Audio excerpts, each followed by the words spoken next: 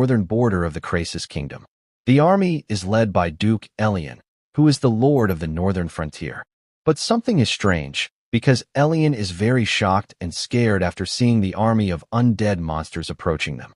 The main issue is that the number of the undead is beyond imagination, and not only that, the undead army is also bringing a terrifying poison mist toward them.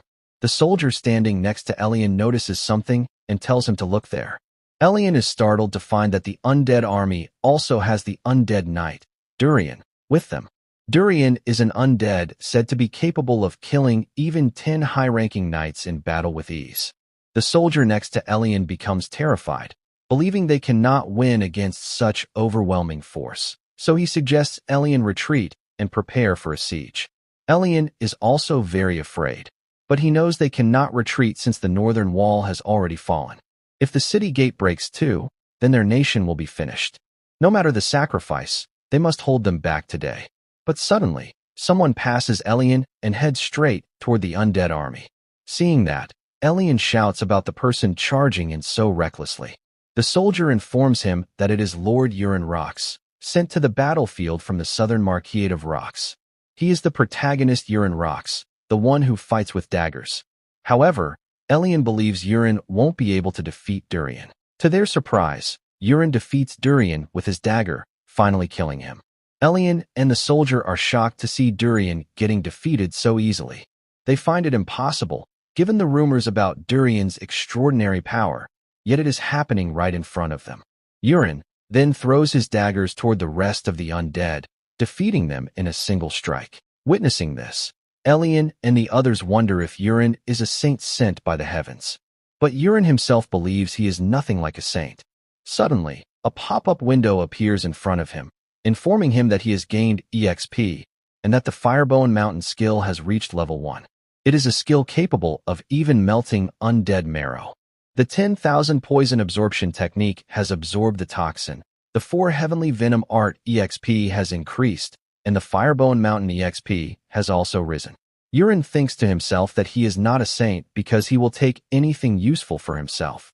Everything started 6 months ago, when Urin suddenly woke up in bed, wondering where he was since the place was unfamiliar. A maid entered the moment he woke up, and he looked at her with surprise because she was very beautiful.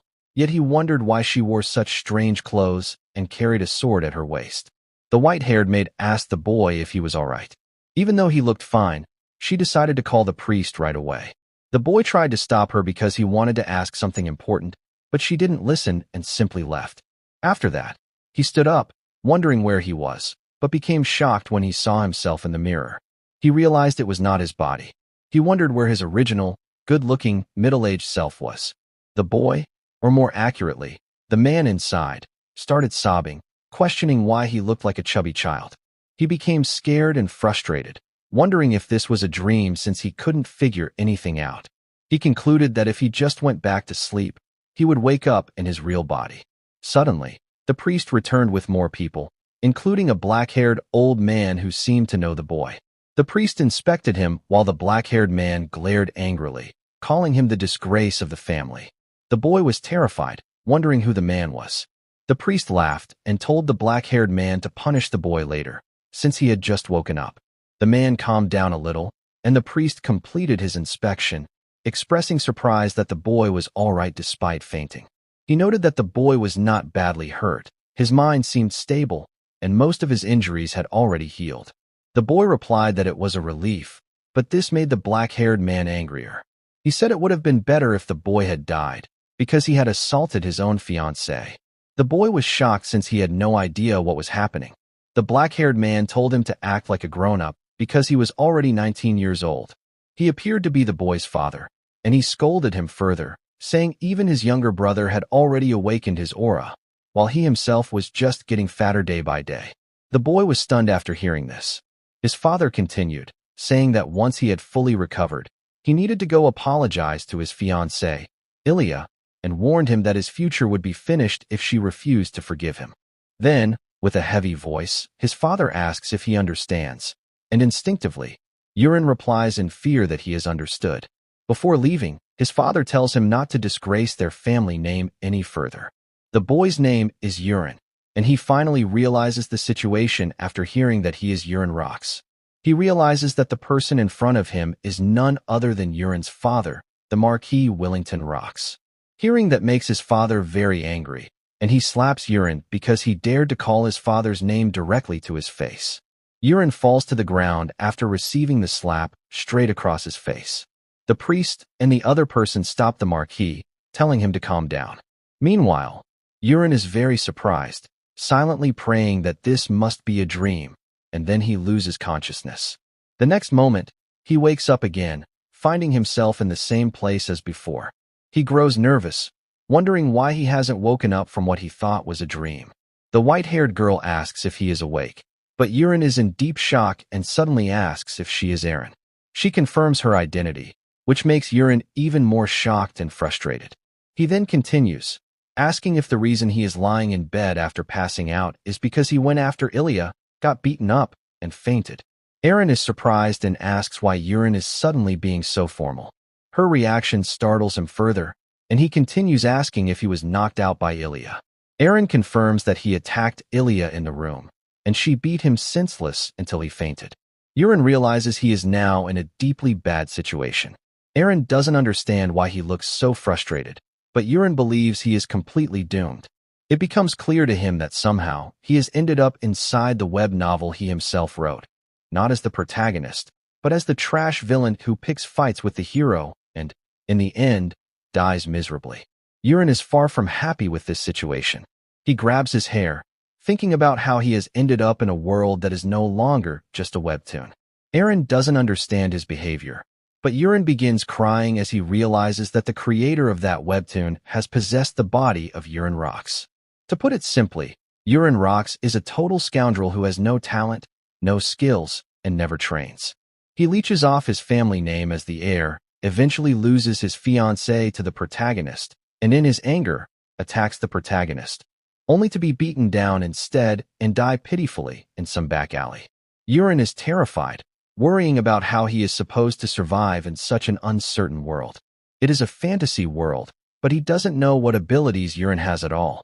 Still, he at least knows about the opportunities and items that the protagonist has not yet discovered.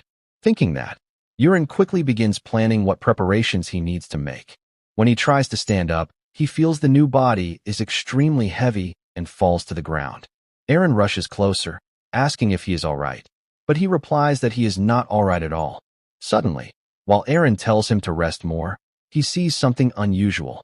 At first, he couldn't see it clearly because he had frowned, but now he notices a stats window next to Aaron, showing him her abilities. Her traits include Level 2 Swift Sword, Clear Mind at Level 1, and Aura Affection also at Level 1. But the affection stat is at 0.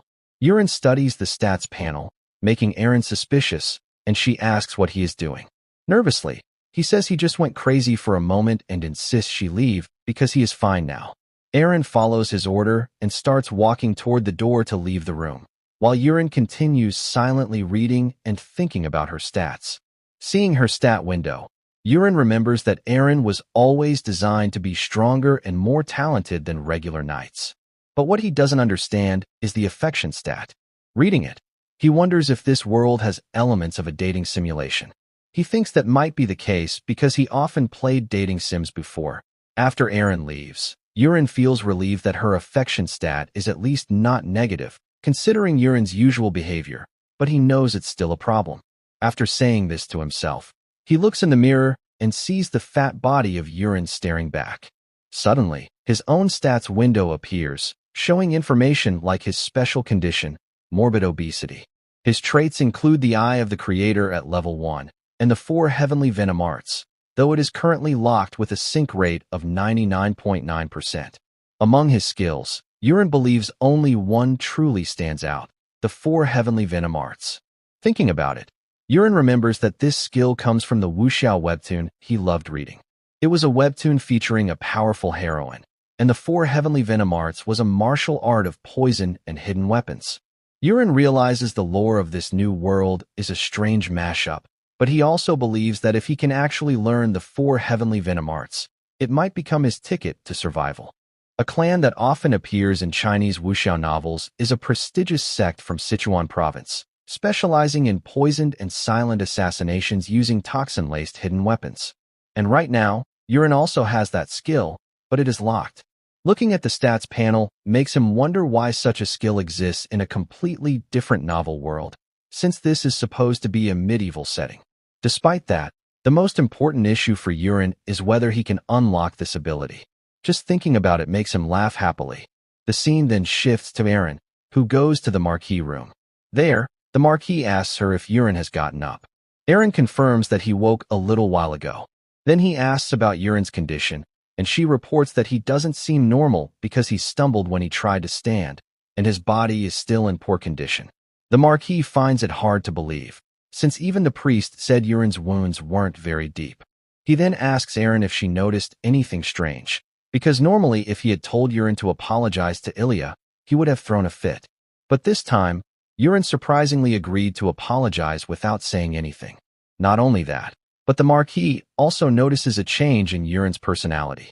However, he believes Yurin cannot truly change and will simply go back to his usual behavior by the next day. Hearing that, Eren assures him that Yurin will surely recover step by step. This startles the Marquis, and he immediately turns back to look at Eren, which makes her nervous. He is shocked to realize that even he, as Yurin's father, has already given up on him, but Eren still believes in Yurin. Laughing awkwardly, the Marquis admits that he almost feels bad for her, saying he should have just let her live her life as a knight instead. The Marquis looks worried, thinking about how hard it must have been for Eren to serve Yurin. But Eren insists that it isn't like that, because today Yurin felt somehow very different from before, though it is difficult for her to explain. The next morning, Eren goes to wake Yurin and is shocked when he says he wants to start exercising. She cannot believe what she hears. Yurin then asks her to escort him to the drill yard so he can begin training there. Startled by something Yurin has never said in his life, Eren asks again if he really wants to train right now. Without hesitation, he replies yes, asking if there is any problem. The trait, Eye of the Creator, seems to allow Yurin to view stats, but as for unlocking the Sichuan Tang clan ability, he has no idea how. He wonders if it might be because of his obesity, so he decides to start exercising while figuring out a way to unlock it. Eren and Yurin begin walking toward the drill yard. Seeing the mansion's garden, Yurin thinks its size is equal to several stadiums combined, and just walking through it already leaves him exhausted. During their walk, they pass by several maids, and when they greet him, Yurin notices that every servant he encounters dislikes him. It becomes clear that all of them hate him. Considering how terrible the old Yurin had been, he cannot blame them. After walking for a while, Yurin, exhausted, asks Eren how long it will take to reach the drill yard. Eren replies that they will arrive soon and points out the third training hall, explaining that the first and second are mostly used by the knights. They enter the training hall, where Yurin notices someone already inside. He immediately checks his stats window and is shocked to see that the person harbors a killing urge toward him. This terrifies Yurin. The person's name is Rekka Alian, whose trait is Quick Sword at level 1, and his affection toward Yurin is -91. Rekka looks at Yurin and speaks, asking the reason for his sudden visit to the training hall. Completely frightened, Yurin blurts out Rekka's name, which makes Rekka smile. He says it is an honor that Yurin still remembers him. Shaking, Yurin points at his sword and stammers that of course he remembers, then quickly whispers to Eren, asking if something happened between him and Rekka. While Rekka resumes training, Eren asks Yurin if he really doesn't remember. Yurin replies nervously that he doesn't remember at all. Eren then reveals that a few years ago, when Yurin's father forced him to train, he called Rekka, who had just joined as a trainee at the time, and then Yurin scarred his face with a sword while laughing. After that, the Marquis gave up on trying to make Yurin train. Yurin is shocked to hear this and looks at Rekka, who is still training but glaring back at him with furious eyes, making Yurin tremble. He realizes just how hopeless and disgraceful the original Yurin really was. Understanding the danger of the situation, Yurin decides to leave, more like run away, while Rekka silently watches them go. Once outside the training hall, Yurin asks Eren if there is any other place where he can train alone. Hearing that, Eren tells him about the fourth training hall, but explains that it is very far away and the facilities are poor. In other words, it is just an empty field. Hearing that makes Yurin very happy, and he decides to turn around, telling Aaron that they will go there, claiming that he will lose weight properly. Aaron is amazed and points in the direction, telling him to follow her. After some time, they reach the fourth training hall, but Aaron is already exhausted.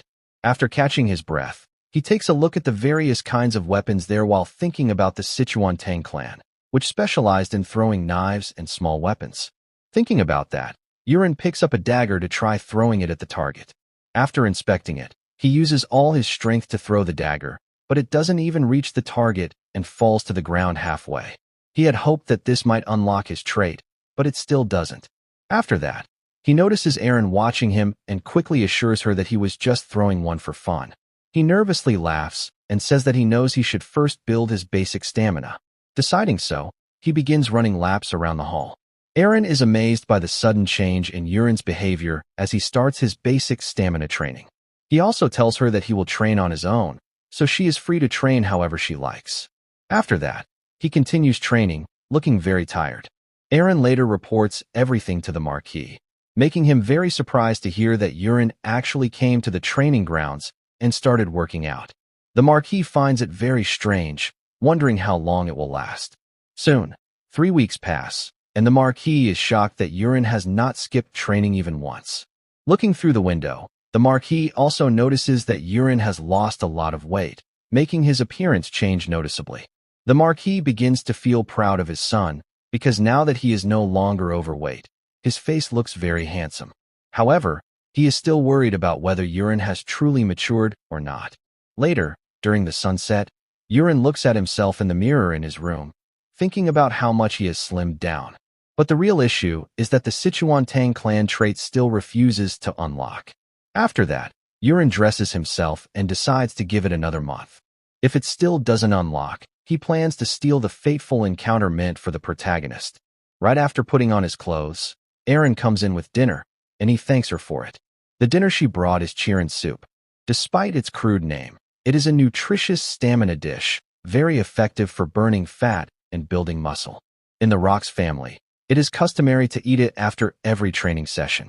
But Aaron doesn't like the soup at all and feels doomed at the sight of it once again. Seeing his expression, Aaron asks if he is tired of it. Aaron instantly replies that he is, because he has been eating nothing but the soup for 3 weeks straight. Hearing that, Aaron asks him if he just wants to lose weight or if he truly wants to become a knight, pressing him about his real desire. Aaron gives her a thumbs up, saying that he wants to be a knight.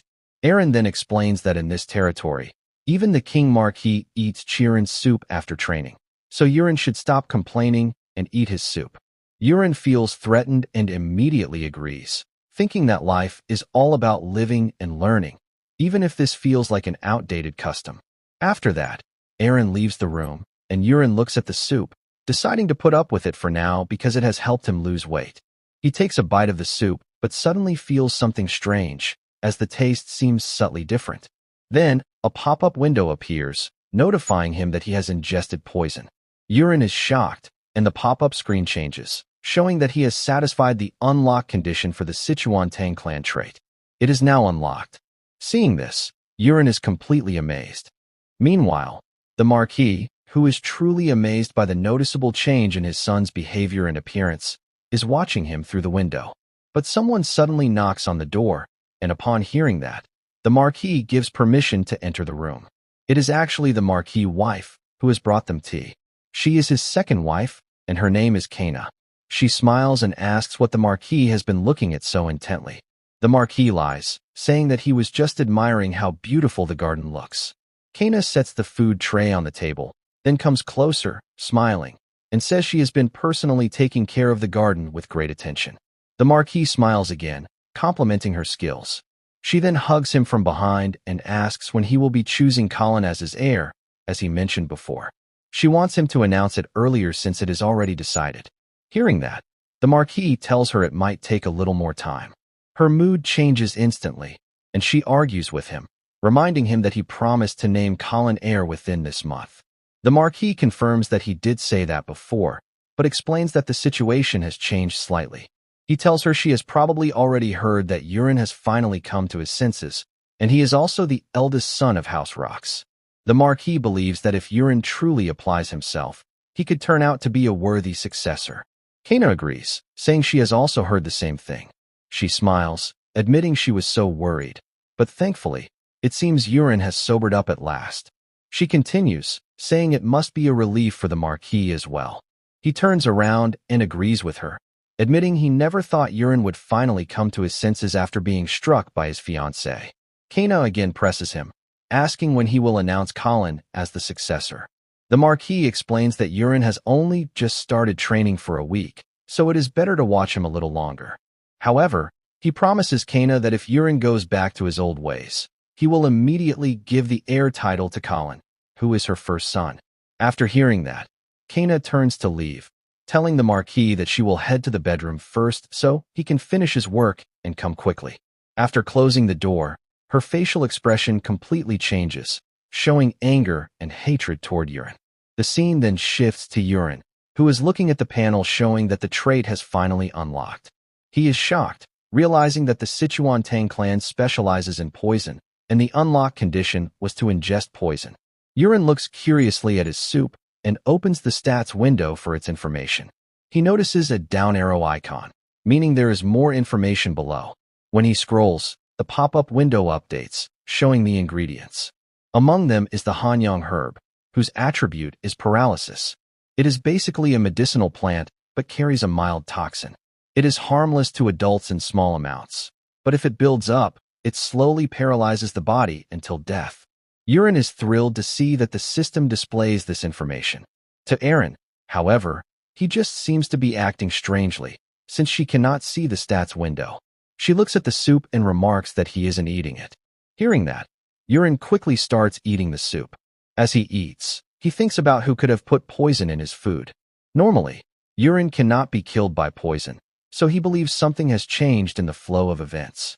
Now that he thinks about it, something that should have already happened has not. In the original story, this was around the time when Colin, the second son, was supposed to be officially named heir. Yurin wonders why that hasn't happened yet.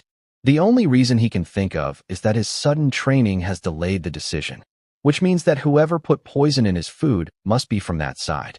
Yurin munches happily while another pop-up window appears, showing that the condition for unlocking weak paralysis poison has been met. After finishing the meal, he tells Aaron that he has finished it, crying and saying it was so delicious it brought him to tears. Aaron doesn't understand at all and just looks at him nervously, but Yurin tells her to step outside because he wants to spend some time alone. She takes the plates and leaves, telling him to rest. Yurin waves to her, wishing her good night, then looks into the mirror and shouts for the stats window to appear.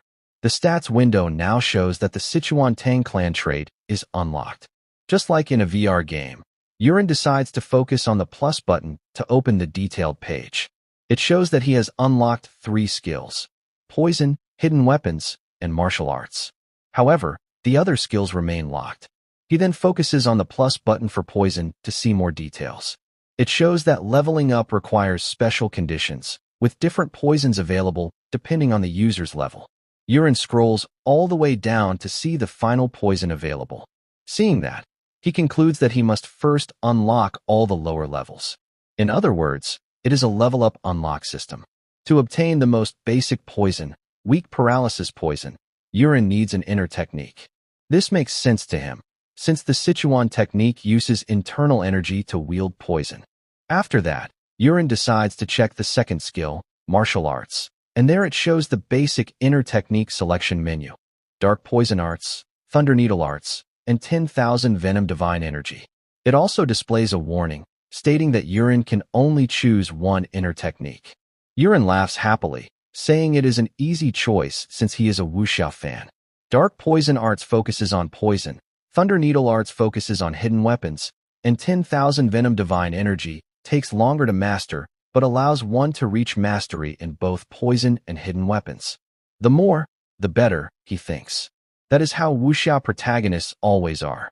So Yurin decides to choose 10,000 venom divine energy. After selecting it, Yurin's hair begins flowing and his whole body glows. He is shocked because the mantras of the technique engrave themselves directly into his mind. With the mantras fully imprinted, Yurin decides to try circulating energy right away. He takes off his shirt and sits on the bed to concentrate. While focusing, he feels a strange flow moving through his body, qi. He then guides it through the proper meridians and stores it in the dantian to build internal strength. The next day, Yurin is still training, concentrating on circulating qi. He finds it amazing, realizing that martial arts novels weren't lying about training all night without sleep. It feels real, as he doesn't feel tired at all. In fact, his body has changed, and he feels full of energy. He can even sense the flow of qi around him. Not only that, he can tell how many birds are outside the window without even looking. Yurin also feels a solid, warm energy in his dantian, and now, if he circulates qi to his head, he can open the stats window without needing a mirror. The stats window shows that the 10,000 Venom Divine Energy is at 1 star. In other words, only 10% awakened. Suddenly, Yurin senses a familiar aura outside the door and looks toward it. It turns out to be Aaron, who has come to wake him up. She sees him sitting on the bed concentrating and asks if he didn't sleep, since his bedding looks untouched. Yurin laughs, saying it just turned out that way, but Aaron insists it is not good and tells him to rest today. She starts to leave the room, but he stops her, saying that he will train today because he feels great and is in top condition. She turns back, agrees with him, and tells him she will prepare breakfast first. After that, she closes the door, thinking about when Yurin will start gaining muscles. After some time, they reach the 4th training hall, where Yurin picks up a dagger to test his new skills. But he is shocked to see crosshairs in front of his eyes, like a first-person shooter game. With their help, Yurin can precisely aim at the target. Aaron watches him with a doubtful look, her expression clearly saying that Yurin won't be able to hit it just like last time. Yurin throws the dagger, and this time it strikes the target cleanly. Overjoyed, Yurin celebrates while Aaron looks on in surprise. At that moment, a pop-up window appears, informing Yurin that he has finally unlocked the hidden weapon skill of the Sichuan Tang clan. She becomes very curious and asks Yurin what he just did. Yurin replies that he doesn't know either and tells her that he can only guess it must be the result of the past month's training starting to show. Aaron seems very frustrated because there is no way anyone could achieve something like that in such a short time. This makes Yurin realize that it is the first time he has ever seen Aaron look so frustrated. Yurin smiles, deciding to try once more. He grabs a dagger and points it at the target. As he throws it, a fiery inner energy surges up from his lower abdomen. The dagger flies faster and stronger this time, hitting the target and even breaking the wooden target board. Aaron is even more shocked, shouting at the broken board in frustration. Yurin smirks, because to him, having a crosshair from an FPS game appear before his eyes is basically like using a cheat code. In his previous world, he used to play an FPS game called Battle Attack and even won the Yongdongpo PC Cafe tournament. Totally shocked and frustrated, Aaron asks Yurin what is happening. This makes Yurin ask her if she can feel anything coming from him. She doesn't understand the question and simply says that, aside from the fact that he has lost quite a bit of weight since yesterday, she can't notice any other changes. Yurin asks if he really has lost weight, and Aaron confirms it. She explains that since he has been training every day and eating chirin soup, he has been steadily slimming down, but today he looks even more noticeably different. Yurin goes along with her words, now understanding that since Aaron can't sense the inner energy flowing through his body, it means only he can use it, and no one else in this world can detect it. Smirking, Yurin thinks that he has truly gained incredible power. He smiles, grabs another dagger, and decides to keep practicing. Every throw hits the target easily. This time, Yurin aims at the same spot again, and his accuracy is perfect. Aaron is even more shocked. Out of curiosity, Aaron decides to try throwing a dagger herself. She throws with all her might, but fails to hit the target. Seeing that, Yurin laughs, saying there is finally something that Aaron cannot do. Embarrassed, Aaron blushes, but Yurin suddenly notices a pop-up window. It states that he has unlocked the Seikyon memory trait, and also the straight cut skill. This means he can now throw not only faster and stronger, but also use memory-based projection with stones, wood, sculptures, iron swords, or any object as if it were a memorized weapon. Excited, Yurin decides to test it. He grabs a broken sword, but first tells Aaron to step aside. Curious, Aaron asks what he plans to do with it. Yurin raises the broken sword high in the air, channels his inner energy from the dantian down to his arms, then activates the straight cut skill and throws it. The sword flies powerfully, not only hitting the target, but also smashing the wooden board into pieces. Eren is completely shocked and anxious, asking Yurin about the source of his sudden power. Yurin lies, telling her that he doesn't know either, suggesting it might simply be the power of practice. Eren shouts that such a thing is impossible. Yurin then calmly tells her that he knows she reports everything to the Marquis, but asks her for a favor, to keep this matter secret for now. Eren hesitates, trying to deny hiding anything, but Yurin insists, saying he is testing several things right now. He assures her that he will explain everything to the Marquis himself later, so she should just wait. Hearing that, Eren finally agrees not to tell the Marquis about this matter. Time passes, and it is now the moment when the mansion's servants change shifts and head home. An orange-haired man is among them, walking toward his house. Yurin silently stalks him and uses the Eye of the Creator trait on him. The man's name is Peru, and his traits are Poisonous Touch and Agile Movement, both at level 1. This confirms for Yurin that Peru is the one who poisoned his soup. Determined, Yurin begins following him, deciding to finally test his newly unlocked skill. He points his finger at Peru and activates Paralytic Poison. Peru suddenly feels sharp pain, his body freezes, and he collapses to the ground, unable to move.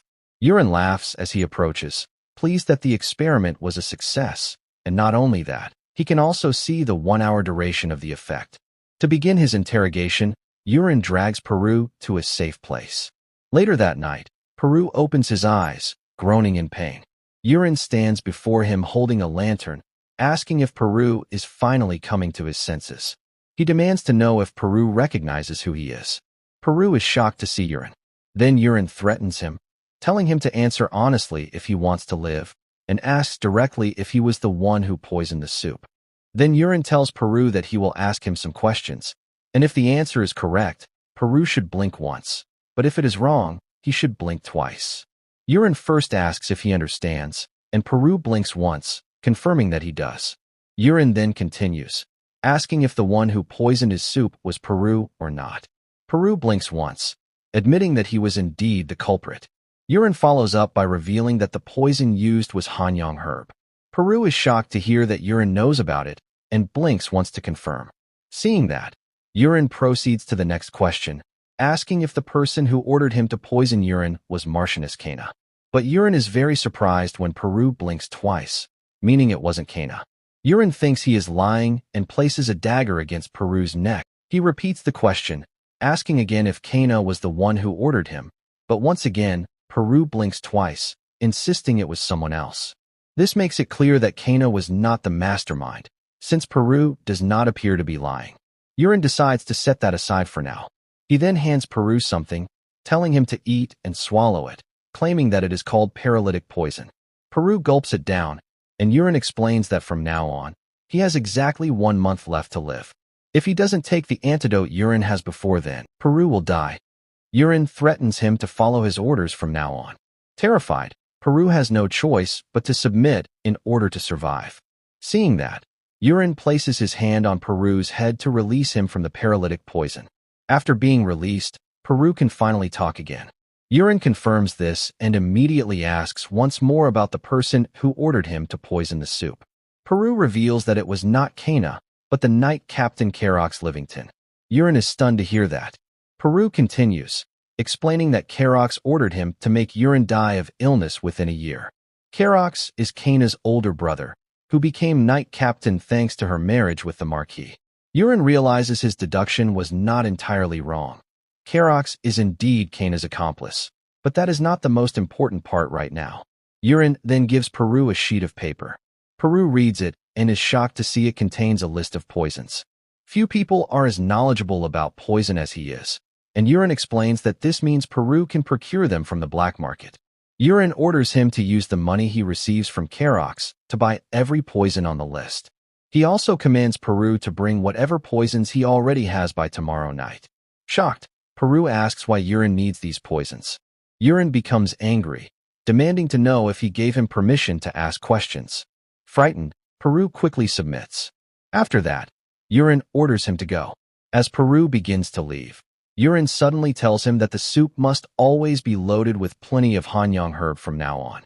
Peru is shocked, unable to believe that Urine actually wants to be poisoned. After returning to his room, Urine laughs loudly, finding the situation amusing. He comments that martial arts is very cool and never thought Peru would actually fall for the paralytic poison, which was really just dried leaves lumped together. Now Urine knows he must quickly master the Sichuan Tang clan martial arts, because if the story follows the setting he wrote, a terrifying event will soon happen in the outside world. The next day passes, and by night, Peru arrives at Urine's place with the poisonous herbs he already possesses. Urine inspects them and names them one by one. The first is Hanyang herb, the second is Ukrakpa herb, and the third is wooden vein leaf. Peru is shocked, wondering how Urine knows about such rare poisons so easily. Urine smirks, saying this much is nothing, since he can see everything clearly through the status window. Urine then asks why Peru is carrying the other herbs, because if he only intended to kill Urine, the Hanyang herb would have been enough.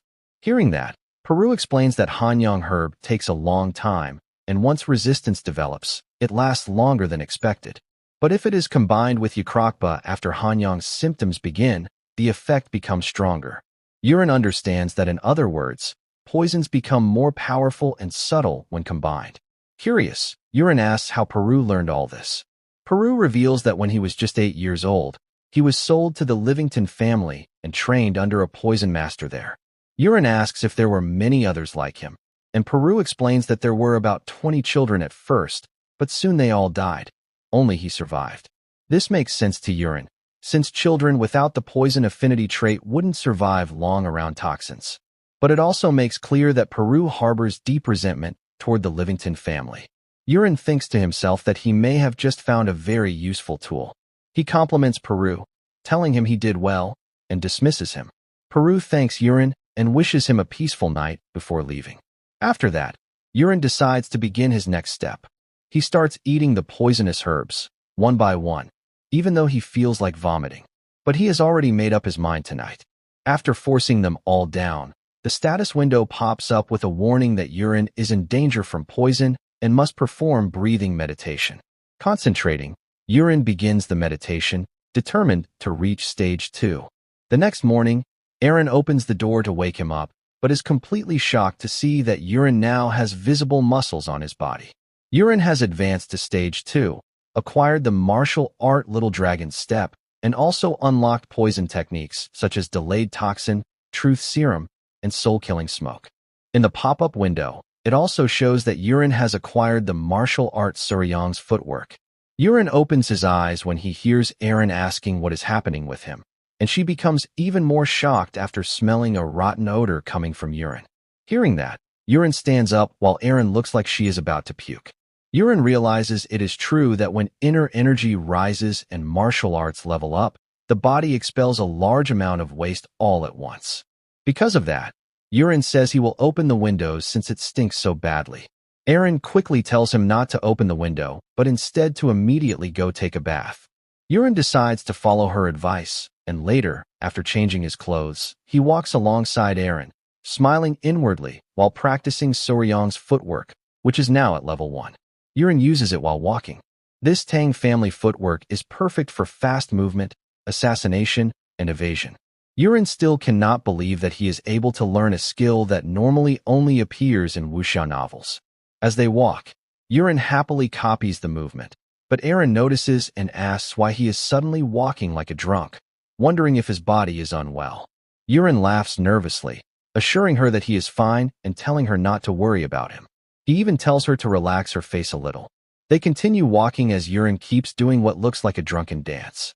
She asks again if he is really all right, and also whether he truly intends to train in Training Hall 1 today, even though there are many nights there. Urine reassures her once more, saying he is fine and just wants to observe how the other knights train, so she does not need to worry about him at all. Aaron decides to believe him, and after some time, they reach Training Hall 1. There, Karox is practicing with his sword, while another knight is swinging a very heavy blade. 2 other knights standing nearby notice Urine and start wondering about his identity. They recognize Aaron as Urine's butler, but they do not recognize the young man behind her. They all question who he is, even wondering if such a handsome boy could really belong to the Marquis household. Soon, they realized the rumors they had heard must be true, that the young Master Yurin has lost a great deal of weight through training. Shocked, they finally recognize him as the infamous Yurin. The knights begin whispering about him, but Yurin becomes angry because he can hear their words clearly through his inner energy, even though they are whispering. Eren then points out someone to Yurin, telling him about a trainee who is training earnestly with good form. The man is a large, dark-skinned, muscular figure, and Eren remarks that he will likely become a junior knight soon. She explains that his movements are the basic sword stances of the Rock's family and instructs Yurin to watch closely. Yurin sees the man and immediately recognizes him as Cried, the main character of the novel and later an ally of the protagonist. Yurin had never described Cried's background in detail before the hero met him, so seeing Cried here in the Marquis household feels fascinating. Yurin thinks this might become a useful opportunity later on. Then, he looks at the other knights, all of whom harbor nothing but hatred toward him. But today, Yurin decides they will serve as the test subjects for his experiment. Right there in front of Eren, Yurin begins training while secretly planning to start by testing his prolonged poison skill on a pink-haired man.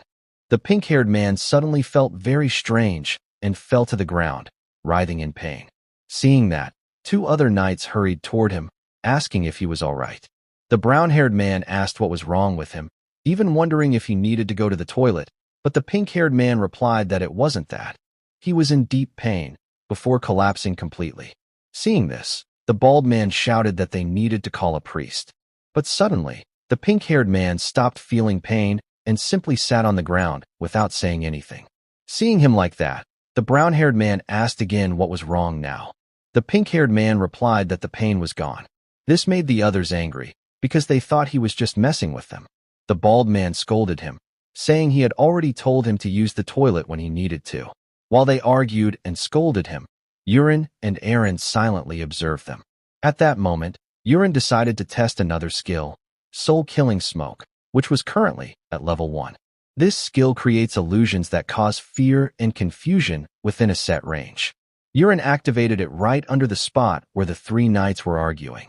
Immediately, the brown-haired man was shocked, suddenly seeing a monster in front of him, and he screamed.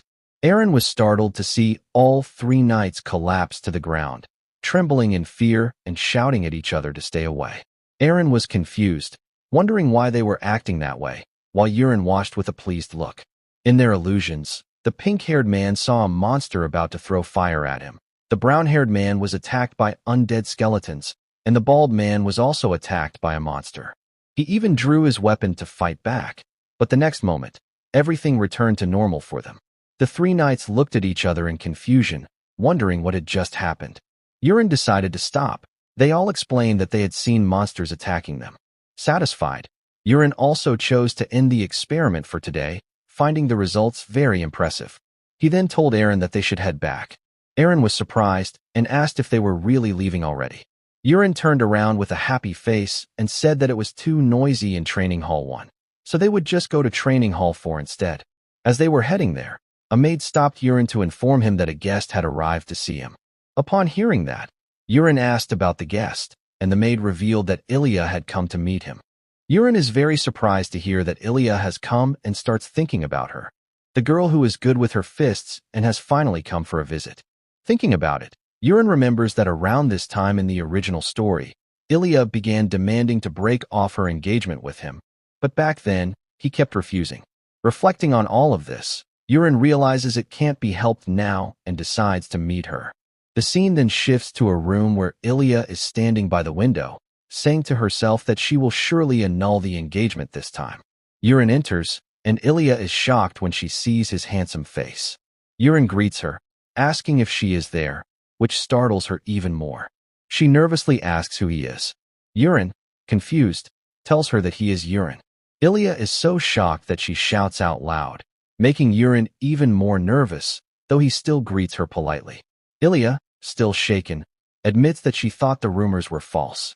Since it has only been 2 months, she asks how Yurin could have changed so much. Yurin replies that it is because he worked hard. She is amazed to hear that Yurin actually put in effort. Yurin continues, explaining that after being beaten up by her, He thought deeply about his life and, in the end, came to the conclusion that he needed to change himself. Ilya points her finger at him, asking if he is trying to pick a fight with her for revenge. But Yurin assures her that he would never do such a thing. Instead, he kneels down and tells her that he is very grateful. Ilya is shocked, and Yurin continues, saying it was thanks to her that he was able to come to his senses. He expresses his true feelings, sincerely apologizing for what happened back then. Yurin even suggests that if Ilya still wants to break off the engagement because of that incident, he will accept it as his punishment. Ilya is caught in a tight spot because she has never seen Yurin act like this before. She again asks who he really is. Yurin replies that he is the former scoundrel, Yurin, and bows once more to apologize. Ilya is shocked even further, staring at him with curiosity. Although it wasn't truly Yurin's fault, but rather the fault of the body's original owner, the reason Yurin now seeks forgiveness to this extent is simple, because of Ilya's traits. She is not just a simple heroine. Her Sword Queen trait is extremely overpowered, and in the future, she will only grow stronger and stronger. Later on, she will save the fallen protagonist and even defeat the main villain, all made possible by her Sword Queen trait. That is why Yurin believes that even if their engagement ends, it is better to restore their relationship and make her an ally. While he is thinking this, Ilya suddenly tells him to stand up, surprising him. She asks if he is serious about what he just said. Yurin stammers, but confirms that he is serious and even promises it. Ilya doesn't accept it immediately and instead demands that he swear it, releasing her overwhelming aura. Feeling her suffocating aura, Yurin thinks to himself that he never imagined Ilya's pressure would be this heavy, though he has seen this scene before. Ilya orders him to swear that from now on, he will not live as he did before, and if he breaks this oath, she will teach him a lesson herself. Hearing those words shocks Yurin, because those were the very lines Ilya spoke to the protagonist in the original story, but now she is saying them to him. Unable to breathe properly under the pressure of her aura, Yurin decides to use his 10,000 poison skill, Magneto Divine Art, to resist it. Ilya is surprised that he is able to counter her aura and demands to know how. Yurin, keeping a polite tone, swears that he will not live like before. Ilya blushes at his seriousness, then finally steps back, agreeing to watch him. She warns that if he makes even one mistake, the engagement will be unconditionally annulled. Yurin is stunned to realize that Ilya has decided not to break off the engagement. Later, Ilya speaks with the Marquis, who asks if she has met with Yurin. She confirms it. The Marquis then asks if she has decided about breaking the engagement. Ilya replies that she has made her decision. She will not break it. The Marquis is shocked and nervously asks why. Ilya admits that she doesn't fully understand it herself. She explains that her father always told her that people cannot change. However, when she heard rumors that Yurin had changed, she became curious. She wondered if he might have returned to the weak but kind Yurin from his childhood. But the truth is different. She believes he has not simply returned to his old self, but instead has become a completely different person. That is why she wants to give him a chance and trust him once again. The Marquis is worried but also feels relieved. Ilya continues, saying that if Yurin ever goes back to being a scoundrel, she will teach him a lesson with her own hands. The Marquis is frightened but maintains his composure. Giving her a thumbs up, he asks her to take care of Yurin. Ilya nods, then stands up, saying that she will return now. Hearing that, the Marquis asks Ilya why she wants to return immediately, telling her to at least stay for a few days. It makes her anxious, and she reveals to the Marquis that she told her father she was coming to break the engagement, so staying longer would be awkward. The Marquis understands and suggests she see Yurin before leaving, but she replies that she will not, since he is training, and she doesn't want to disturb him. The Marquis appreciates her answer and tells her to give his regards to her father as well. Later that afternoon, Yurin goes to meet his father because he has been summoned. The Marquis is gazing out the window, and when he sees Yurin arrive, he turns around and pretends not to recognize him, asking who he is. Yurin is shocked, but then the Marquis bursts out laughing, saying it was a joke. He compliments Yurin, acknowledging that he has worked really hard. Then the Marquis asks if Yurin knows the reason he was summoned. Hearing that, Yurin asks if it is to begin his nightly training. The Marquis is startled by Yurin's reply and turns back, complimenting him again, saying he has also become quick-witted. The Marquis then laughs loudly and declares that he believes the time has finally come for Yurin to learn the proud swordsmanship of the Rock's family. But instead of stepping forward eagerly, Yurin raises his hand and calmly calls out to the Marquis, saying that he has something important to say regarding that very matter. The Marquis is utterly shocked when Yurin reveals his desire, not to inherit the family's swordsmanship, but instead to devote himself to the throwing arts. For a brief moment, silence falls between them. Then Yurin confirms, firm and unwavering, that his decision is final. He wants to learn throwing arts instead of swordsmanship. The Marquis, visibly angered, declared to Yurin that such an act was not permitted, dismissing it as nothing more than a cheap trick employed by thieves. He went on to state that with a crude skill like throwing a dagger, Yurin would be incapable of defeating even a knight, let alone bringing down a low-class monster such as a borak. Unfazed, Yurin met the Marquis's words with confidence. "Then let's make a bet," he proposed, "on whether or not I can take down a borak with nothing but a dagger." Hearing that, the Marquis finds Yurin's behavior very arrogant, considering it nothing more than useless stubbornness. The Marquis explains that a warrior's blade requires aura to destroy a borak's scales, and that is why, in his opinion, even if Yurin practiced those throwing arts for 100 years, he would never be able to pierce a borak's scales. Instead of arguing back, Yurin smiles and tells the Marquis that in that case, the Marquis, his father, will win unconditionally, so he should just make the bet. The Marquis is shocked and points at Yurin, calling him reckless, but finally agrees, deciding to use this as a chance to break Yurin's stubbornness forever. After that, the Marquis asks what Yurin will wager on the bet.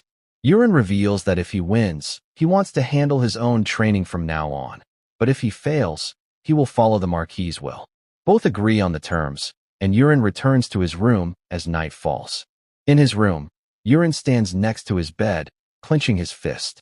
He realizes that Eren hasn't reported his training to the Marquis, so he can finally attempt a practical test tomorrow.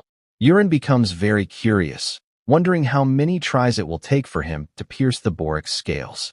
Just in case, he decides to eat some of the hidden poison herbs that night and raise the 10,000 poison magneto-divine arts to the 3rd star. While he is in the middle of thinking, Eren knocks on the door and enters.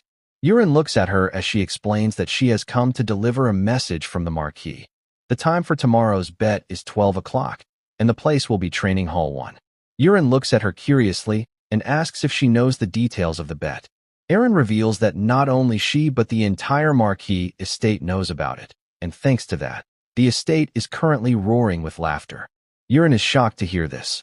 Eren further explains that everyone is joking about how the young master Yurin will wet his pants in fear after seeing the borak, or how he will simply run away. She tells Yurin that people are saying such things because, for now, he is still considered the public's enemy. Yurin is not happy with those remarks and looks frustrated, asking if those people will come to spectate as well. Eren confirms that they will, since the Marquis hasn't forbidden it. She is certain the training hall will be packed. Yurin feels anxious because the bet has suddenly turned into a spectacle. He then asks Eren for her opinion about tomorrow's event. Eren honestly tells him that she believes tomorrow will be Yurin's day. Later that night, Yurin levels up the 10,000 poison magneto-divine arts to 3 stars. The next day finally arrives. Yurin stands in the middle of the training hall, which is filled with a large and excited crowd, making him very nervous. The Marquis, seated on the throne, calls Yurin forward and asks if he is ready. Yurin nervously replies that he is, but complains about the heavy gathering of spectators. The Marquis explains that he only intended to inform his magician, but somehow the news spread everywhere.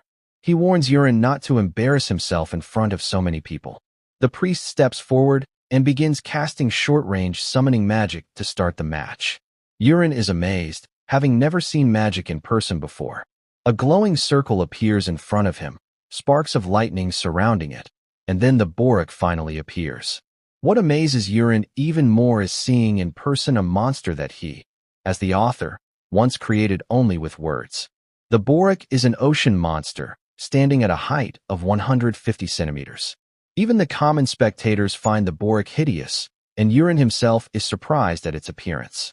The truth is, he had come up with the borak on the spot, while eating rockfish sashimi at a restaurant. when he couldn't think of any other monster ideas. Urine even believes that the borik might be a little cute, if it weren't for its arms and legs.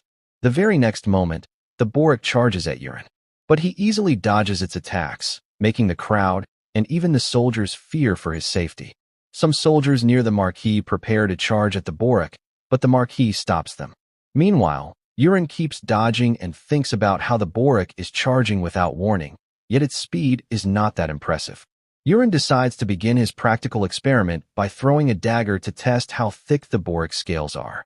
But when he grips the dagger and looks carefully, he is amazed to see that the borik has a weak point. Without hesitation, Urine throws the dagger at the weak point with all his strength. The dagger strikes true, and the borik instantly dies. Urine acts nervously, stunned that the borik was killed in just one hit. The spectators are equally shocked, struggling to comprehend what just happened. The most surprised of all is the Marquis himself. Soon, the crowd erupts, rooting for Urine and calling him cool for defeating the borik with a single strike. The Marquis immediately comes down from his throne, points at Urine, and demands to know how he could defeat the borik so easily. Urine simply smiles and says that he aimed well and hit the right spot. The Marquis, however, is not satisfied. He insists that he cannot accept this result, which surprises Urine. The Marquis argues that defeating a borik with just one dagger makes no sense.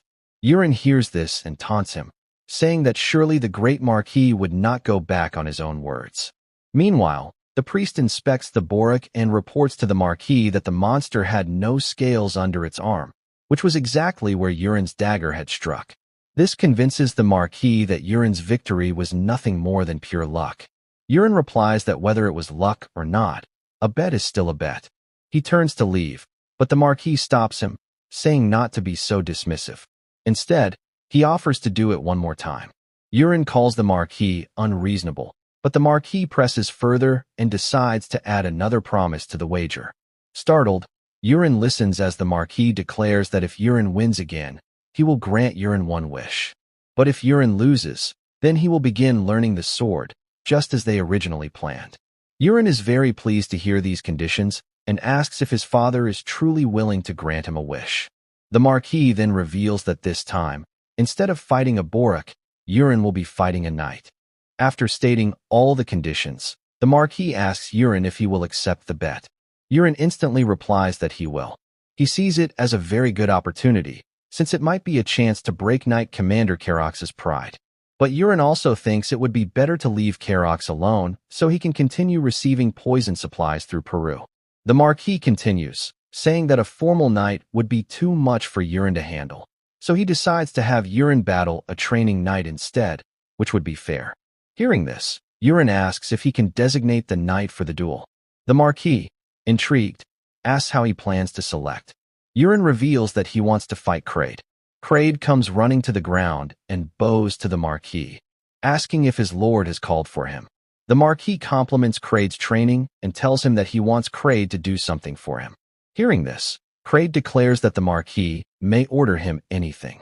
The Marquis then points at Urine and tells Kraid to fix his bad habits. Kraid looks at Urine curiously, while Urine waves at him.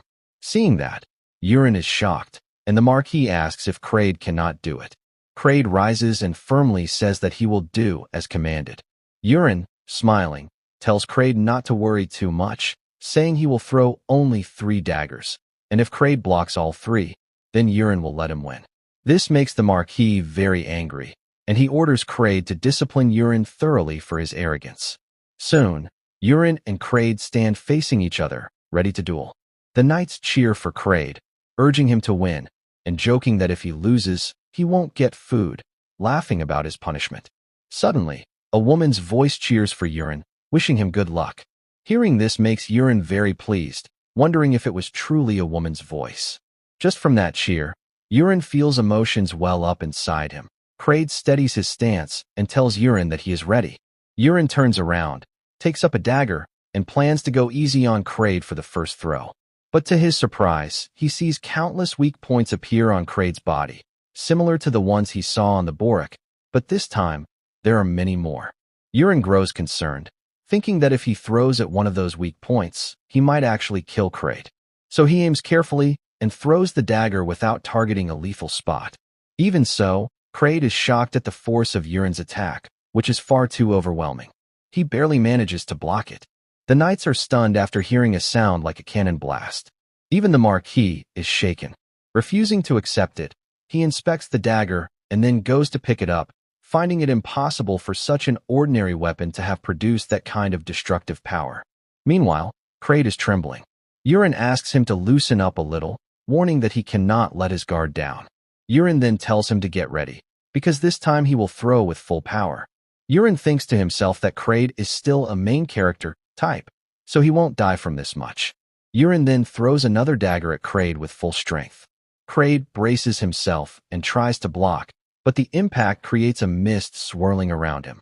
All the spectators, including the Marquis, are stunned to see that Kraid's sword has already shattered, leaving him trembling until he finally drops it altogether. Seeing this, the Marquis rushes to Yurin and tells him to have a private talk. But Yurin refuses, reminding him that the bet is not over yet. There is still one more dagger left. The Marquis is shocked and tells Yurin that enough is enough. Instead of agreeing, Yurin turns to Kraid and asks him directly whether he wants to end the duel like this. He tells Kraid to lift his head and asks if he truly wants to accept such a half-hearted result. Yurin reminds him that whether it ends in victory or defeat, reaching a clear conclusion is what makes a knight. He asks Kraid again if he is willing to give up. Hearing these words, Kraid hesitates but then, inspired by Yurin's speech, decides to continue. He asks for a new sword. Suddenly, a blue light bursts forth from Kraid, and he declares that he will not retreat. All the knights, and even the Marquis himself, are stunned to see the training knight Kraid awaken his aura at that very moment. Kraid now stands tall, showing his aura and taking his stance. Yurin, however, is not surprised. He already expected this. He knows that Kraid's berserker trait only manifests when he reaches his very limit. And now, Yurin thinks he can finally test advanced techniques on him. Kraid, standing in his stance, tells Yurin to throw his dagger. The Marquis looks very worried about the situation because no one expected such a massive amount of aura to manifest. It was on the level of a senior knight's talent. The Marquis wonders what Yurin will do. Yurin shows no hesitation after seeing Kraid's aura. He grabs a dagger and throws it, but instead of throwing straight, he makes it curve like a mountain. Seeing that, Kraid thinks Yurin is playing around and powers up to strike it down, believing he will easily counter it. But to his surprise, the dagger dodges Kraid's sword. Both Kraid and the Marquis are shocked. The dagger lands on Kraid's shoulder, knocking him to the ground in pain. All the knights watching are stunned. They murmur that Kraid must be exaggerating because the dagger looked so slow. Some shout that he must be going easy on Yurin just because he is the young master. Meanwhile, Yurin analyzes the experiment, thinking it worked better than expected. He realizes he had infused more internal energy into the throw, which must have caused tremendous pain. Seeing this, the Marquis orders Yurin to speak with him privately later and declares that Yurin has won the bet. Yurin smiles at this, then goes over to Kraid, who is writhing in pain. Yurin places his hand on Kraid's shoulder and heals him using internal energy absorption. Kraid is shocked to feel the pain vanish completely. He stands up and thanks Yurin. Yurin replies that it is no big deal, but Kraid apologizes, admitting that when the dagger flew slowly at first, he thought Yurin was looking down on him. Now, however, he understands it was not that at all. Kraid compliments Yurin, saying the move was a truly exquisite divine technique. He adds that there is no way Yurin could have learned such a skill in such a short time. So he concludes that Yurin must have been hiding his abilities. Yurin is surprised, but Kraid continues, asking if some secret organization is targeting the Marquis family, and if that is why Yurin has been concealing his power until now. Kraid happily admits that he always found it strange that Yurin seemed to be left out. Hearing all this, Yurin remembers that Kraid has the kind of personality that loves conspiracy theories. He tells Yurin to rely on him whenever he fights secret organizations in the future. To Yurin's surprise, Kraid's affection for him rises to 26 instantly. Yurin nervously laughs, saying he will, and tells Kraid they will meet again later. Yurin thinks to himself that berserkers really do have simple personalities. As Yurin starts to leave, Kraid shouts to everyone, telling them to trust him. That young master Yurin was never a scoundrel, and vows to spread those words everywhere. Yurin thinks it would be good to keep close to Kraid, who, as a berserker, can sweep through the Night Order on his own in the future. Yurin then approaches Eren, who is waiting with a towel in her hand. She compliments him on his hard work. Yurin thanks her and takes the towel. As they walk, Eren asks about the technique Yurin used at the end, saying she had never seen it before. Yurin replies that it was a new technique and asks what she thought of it. Eren gives her honest opinion, saying that in her head she ran a virtual sparring match, and if she had faced that move without ever seeing it before, she would have been defeated.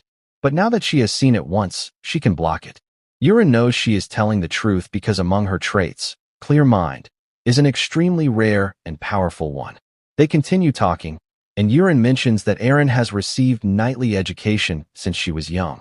He says that if she hadn't become his butler, she would probably be a knight by now. He asks her if she is satisfied with the way things are. Eren, amazed, asks why he is suddenly asking her such things.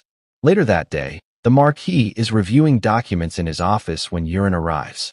Yurin greets him by calling him Lord and asks if he summoned him. This angers the Marquis, who tells Yurin to call him Father when they are alone. Because Yurin keeps refusing, the Marquis says his affection for him is fading. Yurin doesn't understand the situation, as it has never been this way before, but reluctantly agrees. The Marquis then asks about the technique Yurin demonstrated the day before. He says that even after searching through books, he could find no throwing skill that uses such clever movement. It has only been a month since Yurin began training, and no matter how much of a genius he is, it would be impossible to develop such a technique alone in such a short time. The Marquis' tone hardens as he demands Yurin tell the truth about what really happened. Yurin cannot reveal the real secret, but he had already prepared for this situation. He tells the Marquis a made-up story, that he found a book in the family library attic while searching for effective training methods. He explains that he tripped over a book left on the floor, fell into a shelf, and another book fell from the ceiling onto his head. This book had no title, only strange patterns carved on the cover. When Yurin opened it, a light burst forth, and something was absorbed into his head. After that, the book vanished. The Marquis is shocked and says the book must have been a magic tome. Yurin smiles inwardly because he already knows what magic tomes are. He himself set up this knowledge. He recalls that in the world, great magicians carve techniques or spells into books, passing them down as magic tomes. Because of this, the Marquis believes the story. He explains that their attic library holds countless books collected by ancestors, many unknown even to him. He concludes that Yurin was extremely lucky to have found the tome, and says with a smile that Yurin hit the jackpot. The Marquis then rises and says a promise is a promise. He will no longer force Yurin to learn swordsmanship.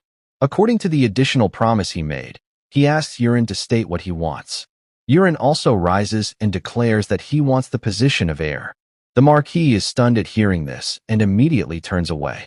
Yurin continues that if he says that, then the Marquis will not grant it. Hearing that, the Marquis hesitates but confirms that since it is his authority, he should grant Yurin's wish. Yurin intervenes, saying that the Marquis' expressions look far too comfortable. The Marquis looks startled hearing that, and Yurin continues, saying that he will only cause trouble if he becomes the heir. Not only that, but many within the family would rebel, especially Kayan, who would cause a huge fuss. The Marquis realizes Yurin is right and thinks about Kayan's behavior earlier. Because of all this, Yurin says that he will compromise for now. The Marquis asks if he really intends to compromise, then smiles and thanks Yurin. Yurin smiles back, because in truth he has no interest in the heir position at all.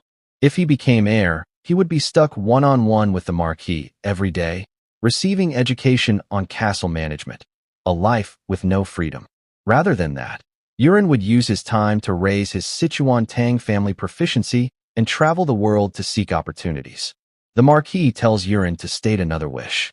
Yurin replies that his other wish is to create his own Night Order. The Marquis is stunned hearing that. Yurin continues, suggesting that he wants Eren, who is currently his butler, and Kraid, who dueled with him yesterday, as his knights. The Marquis replies that this is not harder than granting the heir position, and even compliments Eren's exceptional talent, saying it is far too good to waste as a butler.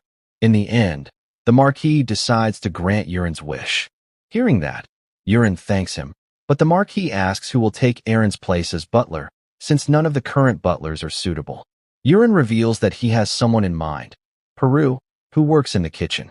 He suggests that the Marquis make Peru a butler, but asks that it be presented as the Marquis's decision, not Urin's. The Marquis finds this suspicious and asks what is going on. Urin replies that he will explain later. The Marquis agrees easily, which makes Urin feel that his father now trusts him more and no longer asks unnecessary questions. It turns out that the Marquis's affection for Urin has risen to 74 points, an enormous increase. Urin concludes that being recognized as a son really does make a difference. Peru begins working as Urin's butler. Urin summons Aaron and Kraid to the training grounds and announces that they are going to be his exclusive night order. He tells them to train hard every day from now on. After that, he introduces his new butler, Peru, but Aaron doesn't look pleased. She recalls when she once asked Urin why he mentioned Peru as her replacement. Urin reveals that Peru is actually a spy, startling Aaron. He explains that Peru was sent by Knight Commander Karox and Kyan to kill him. Aaron becomes worried and asks why Urin is keeping Peru by his side as a butler if that is true. Urin laughs and assures her that it is fine, because Peru now only listens to him. Her thoughts are interrupted when Kraid asks a question. Seeing that, Urin gives him permission to speak. Kraid says that even though there are only 2 of them, since this is still a knight order in name, there should be a senior knight, even if not a commander. Then Kraid looks at Aaron and says that a senior knight should be someone strong, but she looks small and frail, so he should be the leader instead. Hearing this, Urin agrees that a strong knight should become the senior knight, so he orders Kraid and Aaron to fight right then and there. They begin sparring, and soon the result is clear. Aaron completely overpowers Kraid, forcing him to admit defeat. She then instructs him, saying that his attack patterns are too simple and need improvement. Otherwise, his moves can be read too easily. Kraid, visibly shaken, replies that he will keep that in mind. Aaron sheaths her sword, and Urin announces that the leader of the Knight Order will be Aaron. He tells everyone to applaud. Peru excuses himself, saying he will prepare dinner. As he leaves the training hall, Urin watches him carefully, able to faintly sense his energy even from a distance. Urin decides to test a new technique, using internal energy to create sound waves instead of voice, transmitting words directly to the target's hearing. This martial art, called sound transmission, is an essential skill in martial arts novels. Urin uses it and calls Peru's name. Hearing that, Peru turns back and answers, only to freeze in fear because there is no one nearby. Urin calls his name again, which frightens him even more. Urin asks why he looks so surprised. After calming down, Peru nervously asks if it is some kind of black magic. Urin corrects him, saying it is more like communication magic. Peru is amazed and says it is expected of Urin, who is never affected by poison. He explains that he has heard of black magicians who control poison with magic, so he concludes that Urin must be such a person. Urin is amused by Peru's assumption and decides not to correct him, telling him to believe whatever he wants. He then asks if the poison he requested earlier is ready. Peru confirms that the snake mind, a poison extracted from 100 venomous snakes, is prepared, though he admits it was difficult to make. Urin compliments Peru and instructs him to put the poison generously into the Tyrian soup that will be served at dinner. Peru, frightened, quickly accepts the order and runs off. Night falls, and the next day begins. Urin opens his eyes after training his inner energy. Since reaching 3 stars, his inner energy has not risen as quickly as he expected. He stands up, puts on his shirt, and thinks to himself that he doesn't know how much time there is until the world's crisis. He concludes that he has no choice but to leave the Marquis's castle. The next day, Urin informs the Marquis, who is shocked and drinking tea, that he is going out for a while. The Marquis is surprised because it is Urin's first time going out and immediately asks if Urin is planning to go to the town within the Marquis territory. Urin confirms that he is, and the Marquis continues by asking how many days he plans to be away. Urin maintains his composure while secretly thinking that he will actually go much farther, but there is no need to reveal that to the Marquis. So Urin tells him that he plans to be away for a week. Hearing that, the Marquis allows it, saying Urin has been training hard, but then asks about his escort. Urine had already expected this and replies that he doesn't need one. The Marquis is shocked and scolds him, reminding him to be aware of his position as the eldest son of the Rock's family. Urine nervously replies that he is only going to the nearby village, so there is no need for an escort.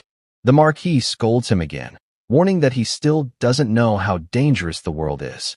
Even though Urine has become stronger through training, there is always the possibility that he could be poisoned. What the Marquis doesn't know is that poison no longer works on Urine.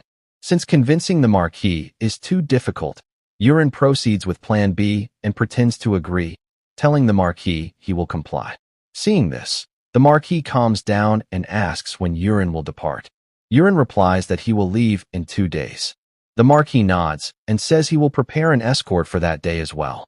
Later in his room, Urine admits to himself what he truly plans. He will not take any escort and will leave quietly tomorrow. That afternoon, Peru is shocked to hear from Urine that he doesn't have any money for travel. Urine demands that Peru lend him money, since Peru has funds provided by Karox for buying expensive poisons. Peru hesitates in shock, but Urine threatens him by asking if he doesn't want to lend the money. Frightened, Peru quickly agrees and hands over the money. Then Urine asks if Peru has that as well. Peru, confused, asks what he means, and Urine explains that he saw it last time when Peru took out poison herbs. He discovered that Peru also has a spatial pocket. A spatial pocket is a common setting in fantasy novels, a mysterious pocket capable of holding up to 1 ton of cargo while appearing very small. Peru hesitates again, but with no choice, he lends it to Urine. Urine smiles and thanks him, saying that with the spatial pocket, he won't need to carry a bag. Urine then remembers something, pulls out a herb from his pocket, and gives it to Peru. It is actually fake medicine, but Peru believes it is real. Urine instructs him that this is a month's worth of antidote for his poison. Peru is very pleased to receive it, and Urine compliments him for his good behavior, telling him to continue being obedient. Urine promises that if he keeps it up, he will eventually give him the perfect antidote. Peru is overjoyed by this promise. The next day at dawn, Urine gets ready to leave. He writes a letter and leaves it in his room before sneaking out of the castle. As he walks through the grounds, he notices there are very few people around at dawn. Suddenly, someone notices him and cheerfully asks if he is up early. Urine is startled but quickly goes along with it, confirming that he is. After looking at the old man, Urine senses something unusual about him despite his kind appearance. Urine wonders what it is and almost decides to use the creator's eye, but stops himself. After that, Urine successfully leaves the castle, remembering that this is the first time he has ever left its walls. After walking for a while, he comes across the magic tower and enters, approaching the receptionist. Seeing him, the receptionist asks why Urine has come. Urine explains that he wants to use warp. The receptionist immediately stands up in surprise and asks if Urine has used warp before. Urine replies that this is his first time. The receptionist then informs him that they can also accumulate mileage points for their customers. Hearing that, Urine remembers that he set up mileage just like airplanes. Then the receptionist asks about Urine's destination, to which Urine replies that it is A's castle. The receptionist comments that it is quite far and begins the process. After calculating the charges, the receptionist informs Urine that it will cost 50 gold coins. Urine needs to pay and also sign the usage ticket. It was already expected that warp would be expensive. That is why Urine borrowed money from Peru. Urine fills out the form using the fake name Polion, which is a name he once used while playing online games. After checking the documents, the receptionist tells Urine to follow him and leads him to the rooms upstairs. The receptionist instructs Urine to enter the room and tells him that he will know he has arrived when he hears a knock. Urine steps inside, amazed by the warp chamber. Suddenly, the tower shakes with a flash of lightning, and in the very next moment, Urine hears a knock at the door. This signals that he has arrived at his destination. Urine is shocked by how fast it was. A brown-haired man greets him and welcomes him to A's castle. Nervously, Urine comments that he didn't feel anything and is already here. The brown-haired man smiles and explains that the comfortable warp experience is their magic tower's pride. Hearing this, Urine wonders if he mistakenly set up warp experience instead of riding experience. The brown-haired man then shows Urine the way outside, wishing him a pleasant trip and encouraging him to use their service again. Urine steps out of the magic tower and immediately notices the Western-style buildings, which are completely different from those of the Marquis Castle. Since AAS Castle is in the Western region, the architecture is distinct in shape and style. Not only that, but Urine also notices the roads are filled with many people. After taking it in, Urine decides that his first priority is to find the blacksmith alley.